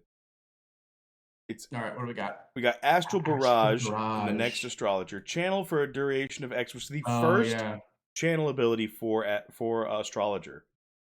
interesting. Gain X% resistance to status effects during the channel, which I like. Yep. Deal damage to all enemies equal to Wiz plus Int plus Spell. Combo, if Sphere of Influence, is active, dispel all enemies? It's wild. That's really good. Damn it, man! Can you give me a bad one? I think. Oh, the Mythic Squad's gonna kill me. Yeah. They're not gonna know what's happening. They're gonna be like, what is with all these? There's way too many S's. Yeah. I mean, it's very interesting. What can you even say about this? It's obviously X percentage, the gain percentage resistance. We'll need to know that number, but and channel duration. Again, it's the same thing with delay. There's a point where I get nervous when it's too long and you just die. I mean, channeling is obviously a little different. You get something while channeling on this one. Even my counterpoint is countered. You're right. Yeah, and as the channel expires, your whole enemy team gets dispelled. That's that's not just a targeted dispel. That's AoE dispel. Yeah. That's this is huge. This is your offensive Seer, right? This is the build. This is the end move. Yeah, 100%. And it's locked out of being able to be gotten by a cross class for the combo anyway, because you can't get Sphere of Influence and Astral Barrage. Right. But I mean, if you have this, that might be the one negative on all of even the Oracle ones too. Of these are kind of locked out for subclasses. I mean, these are completely locked out for subclasses. You could maybe do one of them, and you're not gonna get the full value out of it, and it'll still be. I think Time Warp will still be kind of fun, if you put that on a subclass. But for the full value of these, you can't do it as a subclass. Where I think like Archer and Knight, there are level 10 moves that you 100% could do in a subclass build. Oh yeah, Sticks entered. Yeah, Mythic Squad's they're gonna be very unhappy with this. They're gonna be like, "There's no way the answer's C 11 times in a row." Wow. I'm being selfish, but what you should do is go back to that one that I gave the Maddie and leave it. Oh my god, and leave it as a Maddie right? They'll be like, "What the hell?" Don't. Do oh my god, that'd be so funny though. I can hear the beef right now. Yeah. Dick. He'd be so mad at me. Yeah. All right, this one is wild. This one is going to be so much fun to talk about. Okay, cool. Astral Projection, I'm already in. I know. I'm already in. Am I going to give this is there going to be anything under a triple S? Like, what is going on here? I don't think so. This one's wild. All right, here we go. Move all allies into an ethereal state for a duration of X. Whoo! Delay X. Heal Ghost all mode. Allies equal to Wisdom and Int. Huge heal, yep. And then combo if Clairvoyance was cast on this hero last turn. Let's go find it. Clairvoyance is a 5 cost, which is the next X ability's target cast cost. Less mana. That's a good one. I like gain that one. Pierce. Yeah, this is the gain Pierce at less mana cost. If Clairvoyance was cast on this hero's last turn, gain while in an ethereal state, allies' abilities cost X% less mana. Are you kidding? Are you kidding me?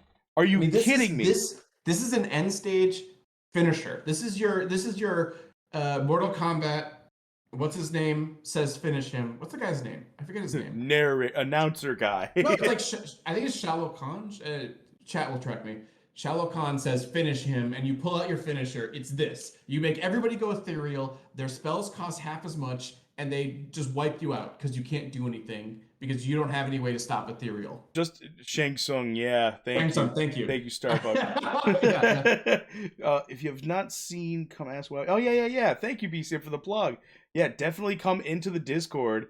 For Primetime Guild, I should have a link down below in in my doobly doo down there. Come to the speculation channel, ask questions. I am constantly active in there. Yeah, feel free to come on in. But for people who don't know what ethereal is, this is an untalked about and unused status until now. First time we're seeing it. First time we're seeing it. Target cannot be moved, can only cast magical abilities, and receive only magical damage, which now gives Counterspell even more value. Yes. Holy crap. Like, but this is all allies getting this, which is so wild. So if you hypothetically brought a knight tank who has an entire build that is like, well, I guess that's not a good example. The paladin would be a better example. If you have a build that is anti-magic damage, now you give him a ethereal, like, yeah, you have to try and get him, and it's like, this is a finisher, and all his spells are half off. So, well, and I'm using that as an example, but think about having just a full spellcaster comp. Yeah. Now I just remove half of the amount of damage that's able to be done to me. Yeah, I can still take magic damage, but guess what? I could bring a healer. Yeah. Yeah, your healer also gets the ethereal. This is awesome. Awesome. So, all right. So, some questions we need to know about the ethereal state. Right. Can it be dispelled? I don't know. I don't think so, because I think it's like a very unique situation. I think it can. I think it can. Because you can only be affected by magic. And dispel dispel is considered magic. Okay. Fair. Now, this isn't the same as banish, right? Where it says you're somewhere else. Target cannot attack or cast, right? Target is removed from the battlefield. You are untargetable. Yeah. Like, this isn't untargetable. It's ethereal, not untargetable. Which actually is a very interesting idea of if you're ethereal and you have a move that is like swing your sword and deal physical damage, but also do something, you still can do that, right? So I think that's warrior, right? Is attack and stun. Yep. That they still could potentially do that to an ethereal target. I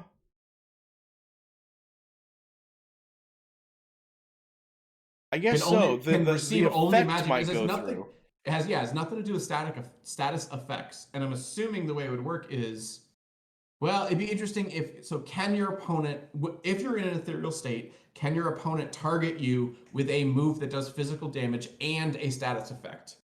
I would assume yes. That you too. Be targeted and attacked. You will not take damage, but the status effect may still go through.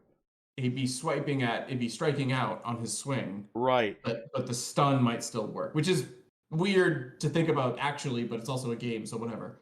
Yeah, right. Just just timey-wimey bullshit, like whatever. Like, not to tangent too much. But now that I'm looking at untargetable and I'm really excited for the thief and the ninja, I think that they're going to be utilizing this status a lot. Yeah, I think this is going to be used. I think this is going to be utilized in the stealth mechanic. Yes. Well, no, like Shroud, while channeling the untargetable. Right. And it's like it'll be like channel for X rounds, then do sneak attack, and untargetable while channeling. Yeah, this is going to be. It's gonna be super cool. Yeah, that'd be fun. What the hell do I get? Like I don't know. What could I even rate this? It's very, very good. It's very unique. It's I think it's built correctly. It forces the opponent to play by your rules yet again. Yeah, and again with if you get the combo with the half cost mana, I mean I'm assuming this is duration of 2 at a minimum. I could see 3 or 4 might be broken, but you get those cheaper cost spells in that amount of time. This is a finisher. This is a game 100%. So I triple S for sure. I could even see a Wowie on this, but I'll let you make those tough decisions. Yeah, it's definitely triple S for sure. Yeah. I mean, this is a cool ass finisher, and it's just style wise. Like, I love the idea of everybody becomes ethereal and just blast you with spells. Yeah, for real. That's like such a cool, fun way to, Yep, I'm doing it. I gotta throw in a WoW. There it is. I gotta do it. This is absolutely insane. It's Yep. absolute insanity. Like, I cannot get over how impactful this Yep. kit is. Like, this is going far beyond my expectations of what this class was going to be able to do. Far beyond.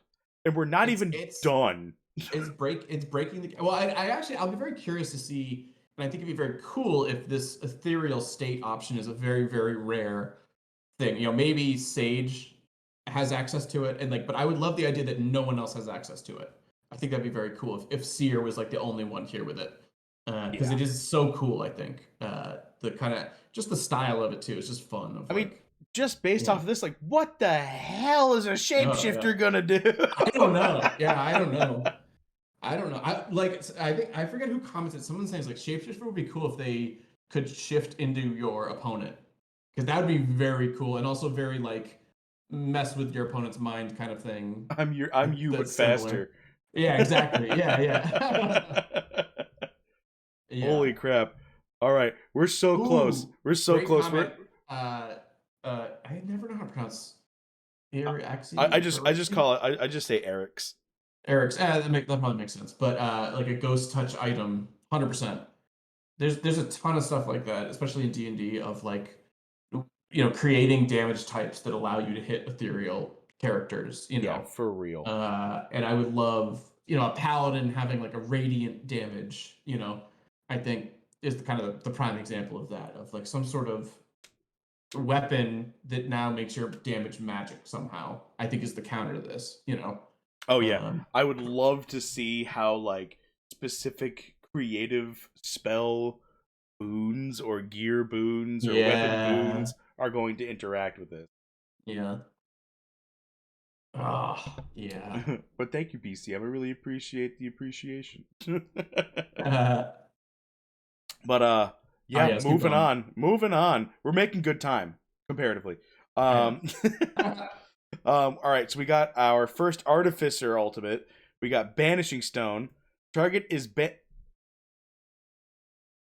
banished. And for all my cool cats out there that don't know what banish is, I just had it up. Yep.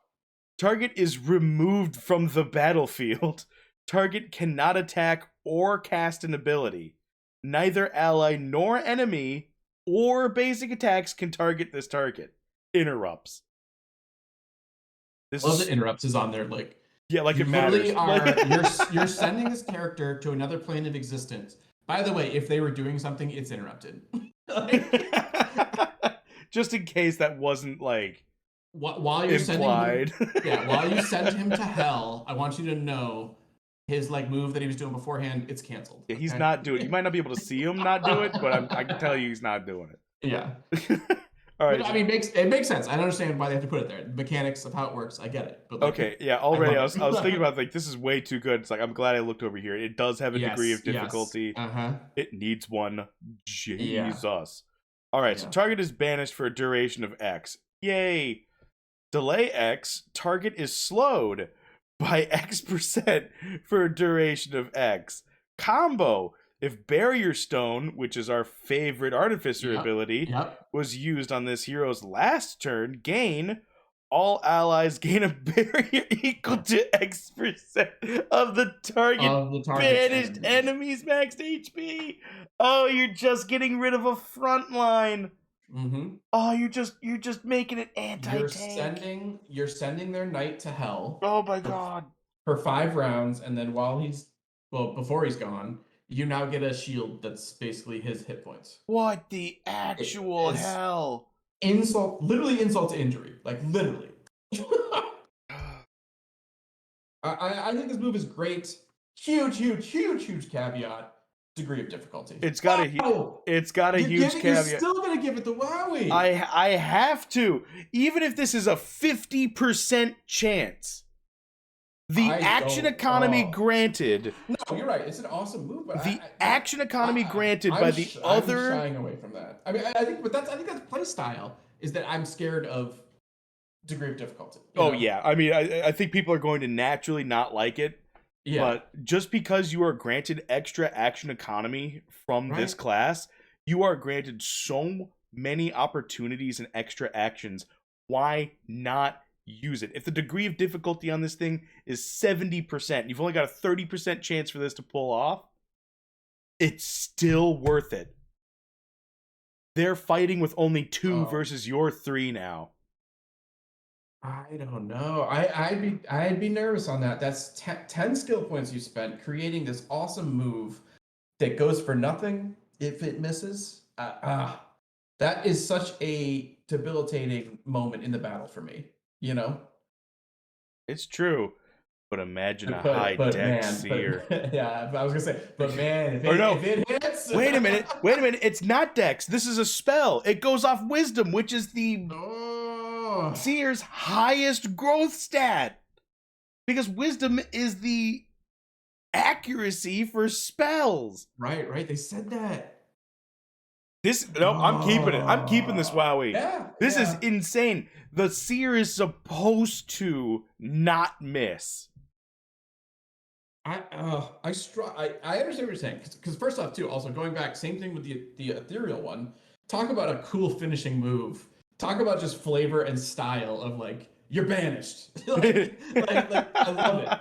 I love it, and the whole thing about the Seer has been a lot of fun. But you can build this on a subclass.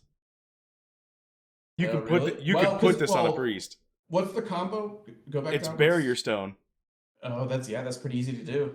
Yep. It's a 5, and then It's Barrier Stone. Oh man. Into Banishing Stone. Barrier Stone is awesome. Yeah, you can 100%. You can put, if you've got a priest Seer and you put your Barrier Stone up, and then you do this on turn 2.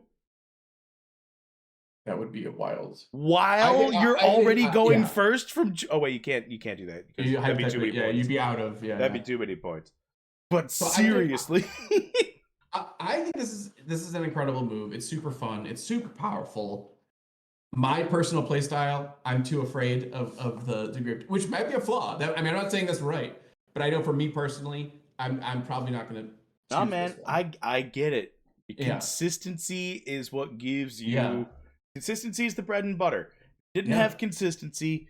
I mean, your win rate would be whatever the degree of difficulty is. Yeah.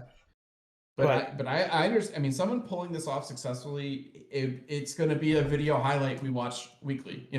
Of like, watch me win by banishing this guy. Yeah, right. Like, I think, especially like a dread. If you banish the dread, and like, remember we talked about with the priest. We talked about having a priest dread build, and it's all about keeping that dread super powerful.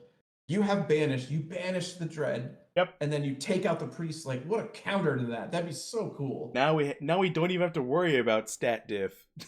Yeah, exactly. Just take him off the map. Send him to the Feywild. So the big takeaway I've gotten from this entire class list, this entire alpha drop, is the Seer is the oh no you don't of all of DFK. Exactly. No, you didn't. No, you're not. You want to know how many hit points I have? Screw you. Yeah, who cares? I'm not telling you. I'm not letting you know how many hit points I have. How about we run that back real quick? Remember how many HP I had last round? Remember last turn before you hit me with that attack? Oh. Yeah, this is insane. Just game breaking. I can't take away the Wowie. The amount of value if this works. Like, I'd be fine wasting a turn attempting this. Yeah. Like, the DOD has to be above like 85 for me to like not think that this is okay. And also, this might be a dumb question, but degree of difficulty is all or nothing. Like the combo aspect of it. If you fail the DOD, you're not getting at least the combo. Look at this. You follow what I'm saying? Look at this crap. Yeah, no, you're 100% right. Okay, good. Yeah. Yeah, no, I believe you would have to hit for combo to activate. Yeah, because that would make it. I would 100% agree with you. Like if you got the because that's like the beauty of the time one. What's the first time one? Hold on, like, maybe you do get combo if you don't hit because you're casting a spell. Oh, so the degree of difficulty. I mean, this is something we definitely ask Workhorse that I think he'd be allowed to answer of if there's a combo aspect to the spell, does the degree of difficulty affect? Is it an all or nothing, basically? Yeah, Or does if the combo in the DoD move is a buff, do I still get the buff if I fulfill the conditions, even if because hypothetically, yeah, there's no miss or hit on the putting up the barrier, But it might just be a what's the word for it? Binary 1 or 0, with degree of difficulty for the entire move, But I think that'd be an interesting clarification we could ask him. Definitely, if you're listening, Workhorse, definitely. Yeah, he probably went to bed. Most people go to bed. Probably. It's basically 3 a.m. All right. Well, speaking of which, yeah, we're gonna get out of here under 4 hours. We're gonna do. I know. Yeah, we'll be fine. Yeah. All right, so we've got our last ultimate. Oh, this was weird. I don't know my opinion. Workhorse. He is listening. He can hear us. Our pleas. Oh, okay. All right. In order for the combo to occur, the first aspect of the skill must hit. That is fantastic to hear. Which I sort of thought that, and it makes sense. It makes complete sense. Yeah, exactly. You either get all the value or none of the value. Yeah. Thank you, K-Bye. Wait, does that mean that for like the warrior does that mean for all the previous combos, like you could only like get to the end of the combo line if every single thing it hit? Oh, that's a great question. Ooh. Does the combo trigger if you did it last turn but it failed? Oh man. Does it keep the combo going even if it missed and I didn't get the benefit? But if you wasted the turn, I shouldn't say wasted. If you utilized that move, spent the turn, yeah, even if it missed. Oh boy! Again, I mean, Dex is becoming so important. Yeah, incredibly important. You have to be accurate, even if you're a guy swinging a sword. You need to have that accuracy. Yeah, I think. Ninjas, Warriors, and yeah. Pirates. Pirates got really high decks too. Yes, 100%. I like my spell bow. I mean, spell bows, yeah. Badass. Talking about decks, I mean. Berserker Stone. All right, here we go. Our last alt. I'm already not okay with this. Let's see. Target enemy hero goes berserk for a duration of it's enemy for a duration of X. Now I like it. Yeah. Delay X if berserk hits. Deal magical damage to target equal to int modifier plus spell. Condition. Another new keyword. A new keyword touches my spreadsheet. Condition, if target commits murder. Oh, cool. Kills another enemy.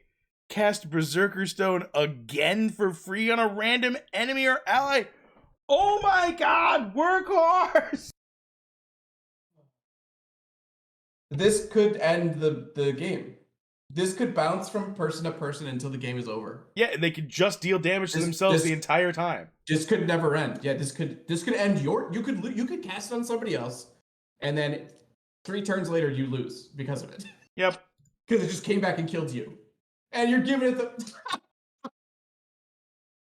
Like I'm not even memeing right now. This is just ridiculous. There's so much RNG in this one. I can't even That's good though. That plays into. All right, let's go back and read what Berserk. Yeah, let's explain why. Let's explain why. All right, so Berserk, of which my remarks are purely chaos. Yeah. This hero cannot be controlled for 1 round, and casts a random ability targeting a random enemy or ally target. Cannot target self. So that means while the chances are slightly lower, they have a 2/5 chance of targeting their own ally, not with just a basic attack, but with an ability using mana. So, okay, and this is wild. Well, that was my first question. You're saying it does use mana. Yeah, so it casts abilities. It's not just a basic attack. Are you sure that while you're in Berserk mode, those abilities are not just cast out of your berserkerness, but they're actually pulling from your mana? Ooh, well, I do remember Workhorse talking about how they could add DOD. So I think that'd be interesting, because I think if that's the case, I also think that's a huge. I think that's a negative, or let me phrase this the right way. I think that helps casting Berserker on an enemy, because that means your enemy is going to blow through their mana without their control. You know, while it's dangerous, yes, that you might get hit with it. I like the idea of your enemy loses control of how they use their mana. You know? Yeah, I mean it's just purely lose control. Yeah. But also going to this ability. All right, so it says right in it 1 round is kind of the default in the definition of it. But this skill clearly says, that there's a duration. So, which still technically could be 1. It could be 1. So also, I have a lot of questions on delay X if Berserk hits. What does that mean? You know what? I'm gonna bump this down. Okay, interesting. I'm bumping this down, because it is a 2/5 chance for this to go off, and we were talking about, like, it's got a DOD on it, which is already hard to get. There's so much RNG in it already. Yeah, there's a lot of RNG going on. I really like this. I think it's really cool. Yeah. I think I got a little overzealous, and there might be too many instances of attempting to gain value. It might just be too hard to get the value out of this, because not only do you have to go through the DOD, you have to go against evasion as well. Mm-hmm. Then you have to go, well, maybe not evasion, maybe you have to go through spell or effect resistance. But then you have to go through out of the 5 potential targets, if it's in the beginning of the round or the battle, out of the 5 targets, you have to hope that it's one of theirs in order to get the conditioned value. They have to kill their team, their friend. Yep. It's really good. even if you're successful up until that point, the condition could then go to you. Right. But I mean, there's still RNG even after all those things. Right, and it opens up the ability, because Berserk says very specifically a random enemy or ally target. Yeah. Which means it could potentially give range. Oh yeah. No, I think it's anybody on the battlefield is. Now, if it doesn't, and like the abilities are, you know, you can only attack it's got a range of 1, and I can actually if I can actually set up to have like a really good tank in front, like just take these hits, or they're going to hit their own, like that. Well, that's pretty good. I think they said, in a PvP discussion, that they said if it has a range of 1 and you attack an empty space, that you lose your turn basically. Like it lets you do it, but there's no effects. Really? I'm not gonna be able to cite that, but I believe this was like a random conversation a while ago of don't do that, you lose your turn. Because if it's an empty slot, you're attacking an empty slot basically. But now that I'm thinking about it, they said that they slide forward after they die, so that's not possible. Never mind then. Unless the ethereal slot is in the front spot. Oh my gosh. No, never mind that. Never mind I said that, because they said when you die, you move forward. So there'll never be a situation where there's an empty spot in P1. Is that true? I don't know if that's true. Well, what if you banish P1? P1 can't be targeted, but it's not like it's dead. I need more clarification on this. I shouldn't have actually like I knew what I was talking about. Burnt out real fast. Yeah. No, but all right. But I think Davin made a comment that I agree with. Like, there's a scenario where you just die.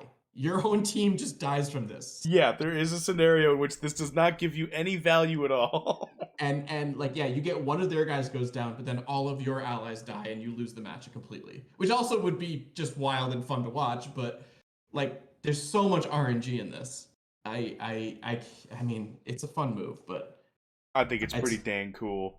It's not going to be something I think I'm building on my Seers because I think it's so scary to me. It's definitely one of those things you were talking about before. It's like you're going to see a compilation of this working every single time. 100%. Yeah. Where the enemy team just goes crazy and kills themselves. Yeah, and it's like, okay, yeah, I've got a berserker that also went berserk. Yeah, and it was just, oh my god. They just fought each other on my own team. Yeah. This was not fun. Yeah. Yeah. Like the enemy team did nothing. I just played myself. All right, well that concludes the abilities able to be got by everybody else. But for the pure Seer, the capstone ability, Artificer, Dreamstone. Now this one's got a lot of text, and I'm really excited about that. So much. It's got a DOD, which I'm not super excited about, but then again, I'm a risk taker. Activate the Dreamstone. Yep. To enter a meditative, dreamlike state, Seer's actions are unable to be controlled while the Dreamstone is active. Gain X% evasion, yay. At the start of each enemy's turn, deal magic damage to that enemy, whoa, equal to spell plus whiz plus int mod. This meditative state lasts until interrupted, neat. Combo, wowie. If Astral Projection, which is a 10 cost right here, that already got a wowie ability, was cast this battle, not last turn, gain an additional X% evasion. Oh my god. Combo. If Barrier Stone was cast this battle, oh my god, not last turn, this battle, gain X% backfire. What? Yep. Combo. First time we've seen it. Yeah. If Warstone was cast this battle, increase magical damage dealt to spell plus whiz plus int.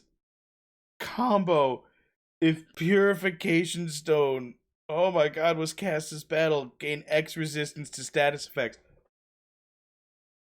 This is ridiculous. This is...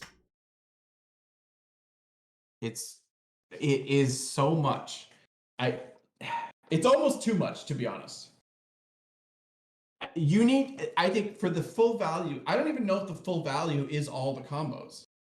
There's probably a scenario where you get 3 or 4 of the 5 combos where, like, that's the best case scenario because, based on how many turns you've taken, right? I don't even know, like, mathematically how to work that out, like, how to get best value out of this because there's just so much. There's so many different ways you can build this because you don't necessarily need to build specifically to get every single combo. Right, you can tailor how this is going to work out. If you want to build an evasion unit, you can. If you want to build a damage unit, you can. If you want to build a backfire unit. Defensive? Question mark? Yeah. Yeah. If you want to... yeah. This is... like, I think the backfire is one of the most interesting aspects of this. I think if I was ever going to use this, which again, DoD, I'm hesitant, I would want to get that backfire because I think that is such a cool ability. So for those who don't know backfire, backfire is the other side of the coin for riposte, but for magical, right? If target received magical damage, mitigate whatever that X% of the damage is, and the source is the damage is redirected back at the source. So it's like a reflect of magic, of whatever the X% of the backfire is. Well, hold on. So you stay in the dreamlike state until interrupted. Yeah. And so then astral projection.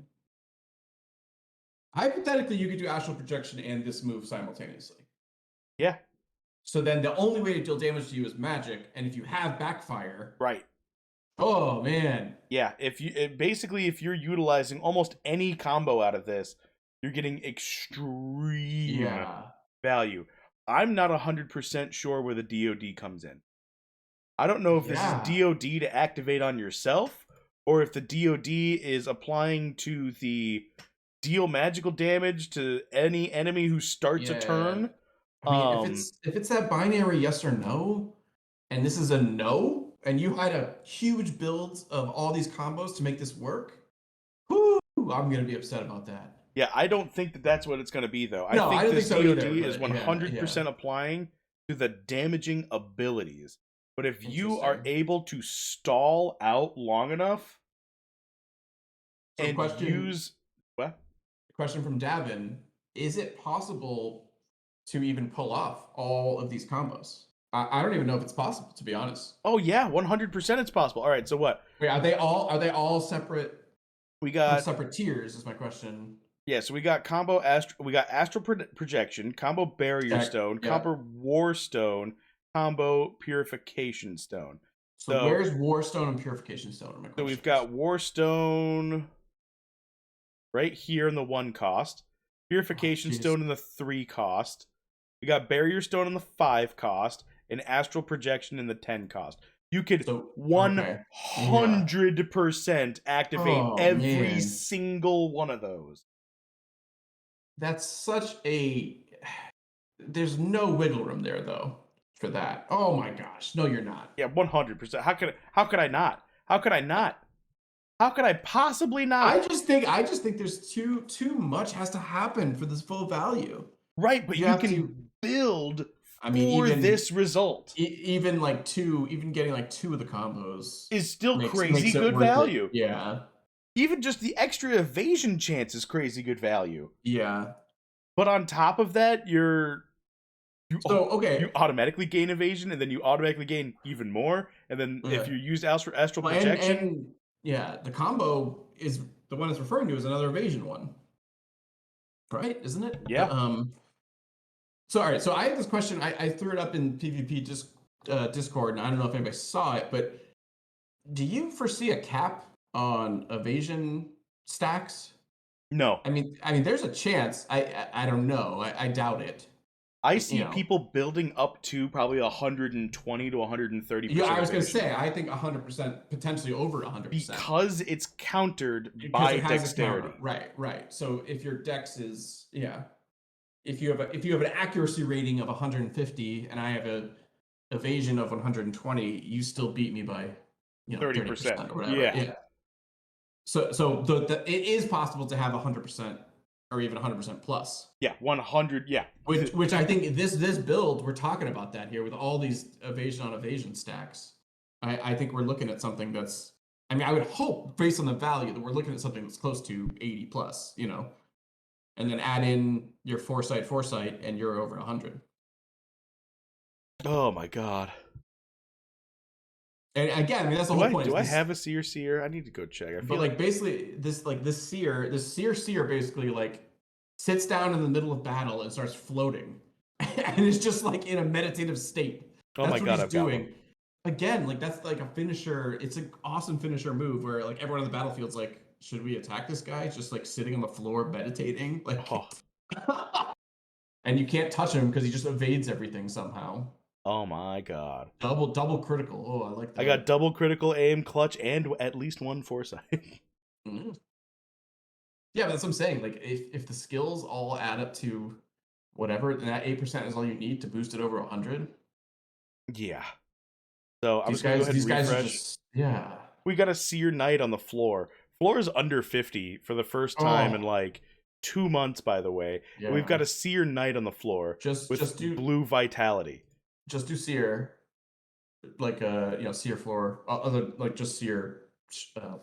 Just Seers for right now. Words, yeah, that's what I meant to say. Just Seers right now, like the Seer. I mean, even those, Seer floor is looking pretty good. We got Seer Summoner right here. Go back up to that Seer Archer that's like on the floor. Does he have double foresight? Because that'd be ridiculous. No, no one's gonna put double foresight on the floor. No one would do that, right? Ooh, and efficient at 52. No, there's a couple 1 foresights there. Foresight clutch, Foresight Chatterbox, which is double Death Mark. Yeah, Chatterbox would be good. I think Foresight Chatterbox is pretty dang alright. This is a great combo. Speed, Now I will say the Seer is 100%, 100% the highest rated class I've done by far. Yeah. Period. End of drop. Mic drop. End of story. This is the highest rated class I think I'm gonna see. I don't know, man. What are they gonna? It is countered by exactly one very common thing. What's that? Silence. Is it though? Yeah. Because these ones that are like, if you're channeling, does silence interrupt?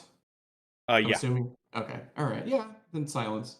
Yeah. Silence is a big, like, Seers are gonna be pretty dang cool, but if you come equipped with silence, like, you know what? Good job. Or cast a magic ability. Yeah. Yeah. Can't heal or cast magic. Yeah.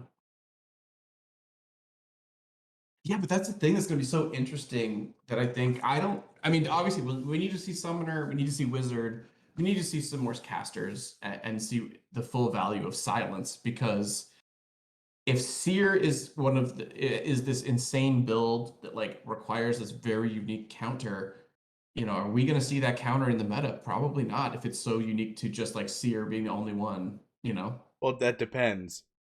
Yeah. You know what I mean? Like, counter metas are born out of metas. So, I mean, if Seers are meta, they're like, the meta is going to be bring something to answer a Seer. Yeah. But, I mean, I haven't said this yet, but Seer is the closest thing I have seen so far to being meta defining. Yo, 100%.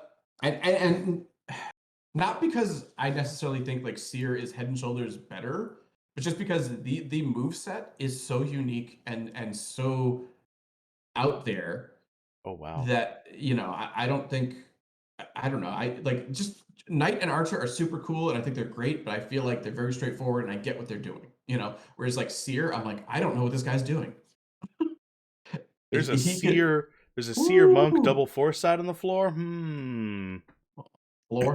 Well, floor is maybe floor plus, but that's not for a leggy. And it's got 9 freaking summons left. Oh, I thought you were looking at never mind.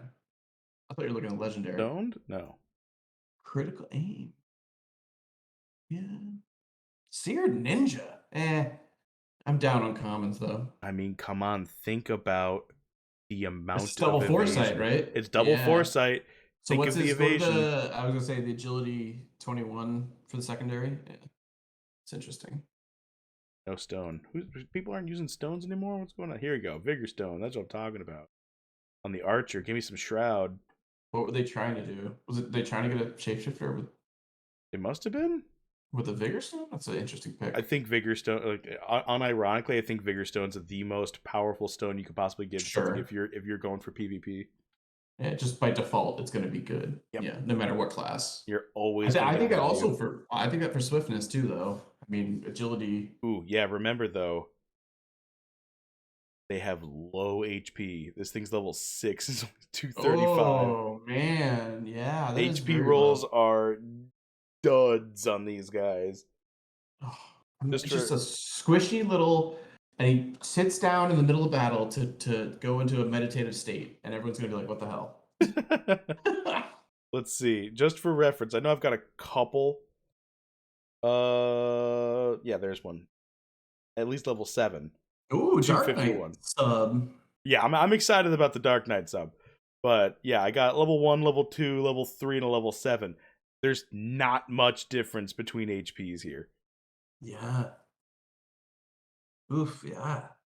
Level 7. You'd think he'd be. What's his abilities? That could be cool with a thief. I like the thieves for him. Oh, excuse us. Yeah, this is my little special boy right here. Yeah.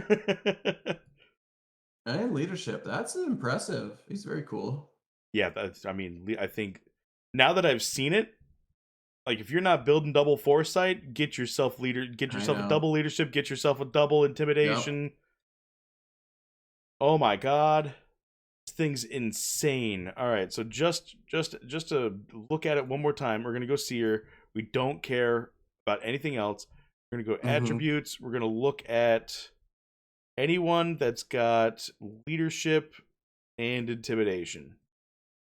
Any combination of the two. Oh, there is not one. Not one for sale. Yeah. Not one for sale. But we got. Wow. Well, that price is not bad. Yeah, these prices are fantastic. Wait, and the top right, like I had another explosion and intimidation. Which intimidation, foresight, leadership, foresight. I think the 69 rare is looking pretty damn good.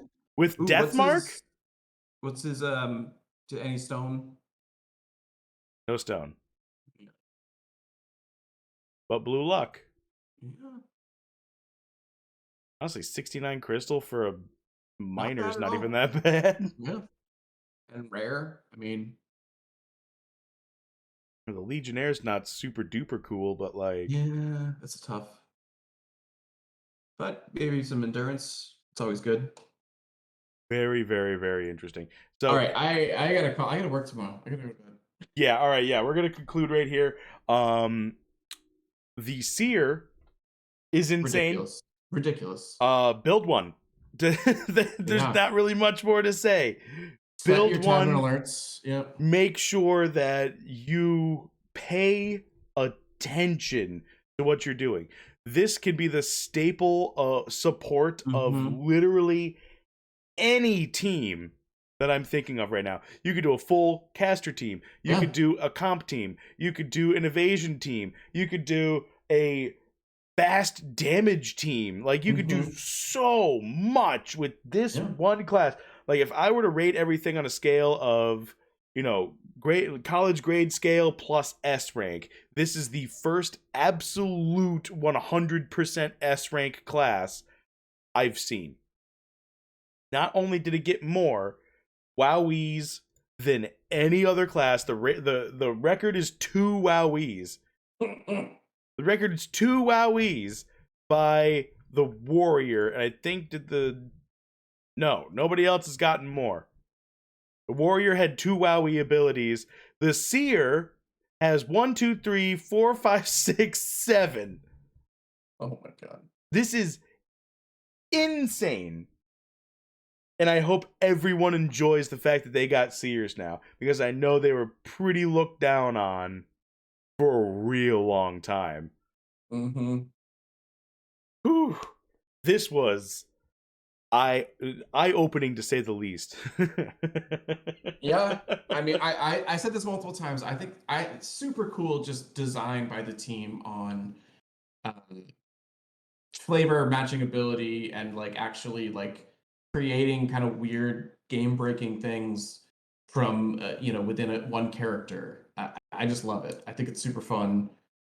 The Seer messing with the player, not just his opponents. I love it. Yep.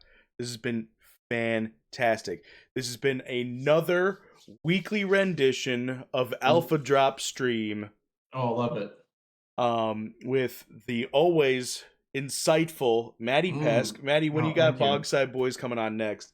We were gonna do the Fight Club tourney finals, I think, are either tomorrow night or Wednesday or possibly even Thursday. So tune in for that. That'll be happening this week at some point. That might be just Franz and Guy Kid. I don't know for sure. But that, and then on Friday, I'm not in it this time, but Sargent's doing another one of his like roundup ones, and Franz is going to be in that one. So tune in then. But thank you for having me. Yeah, I love doing this. And, absolutely. You're welcome literally every single time I do this. Oh, beautiful, I'm very surprised that one of these abilities on the Seer didn't just say, give me your seed phrase. I'm telling you, it messes with the game. It got pretty dang close. When you're playing, Well, thank you everyone for tuning in. We'll be seeing you next week for what hopefully is regularly scheduled Alpha drops. Yeah, love it. And have a good rest of your night.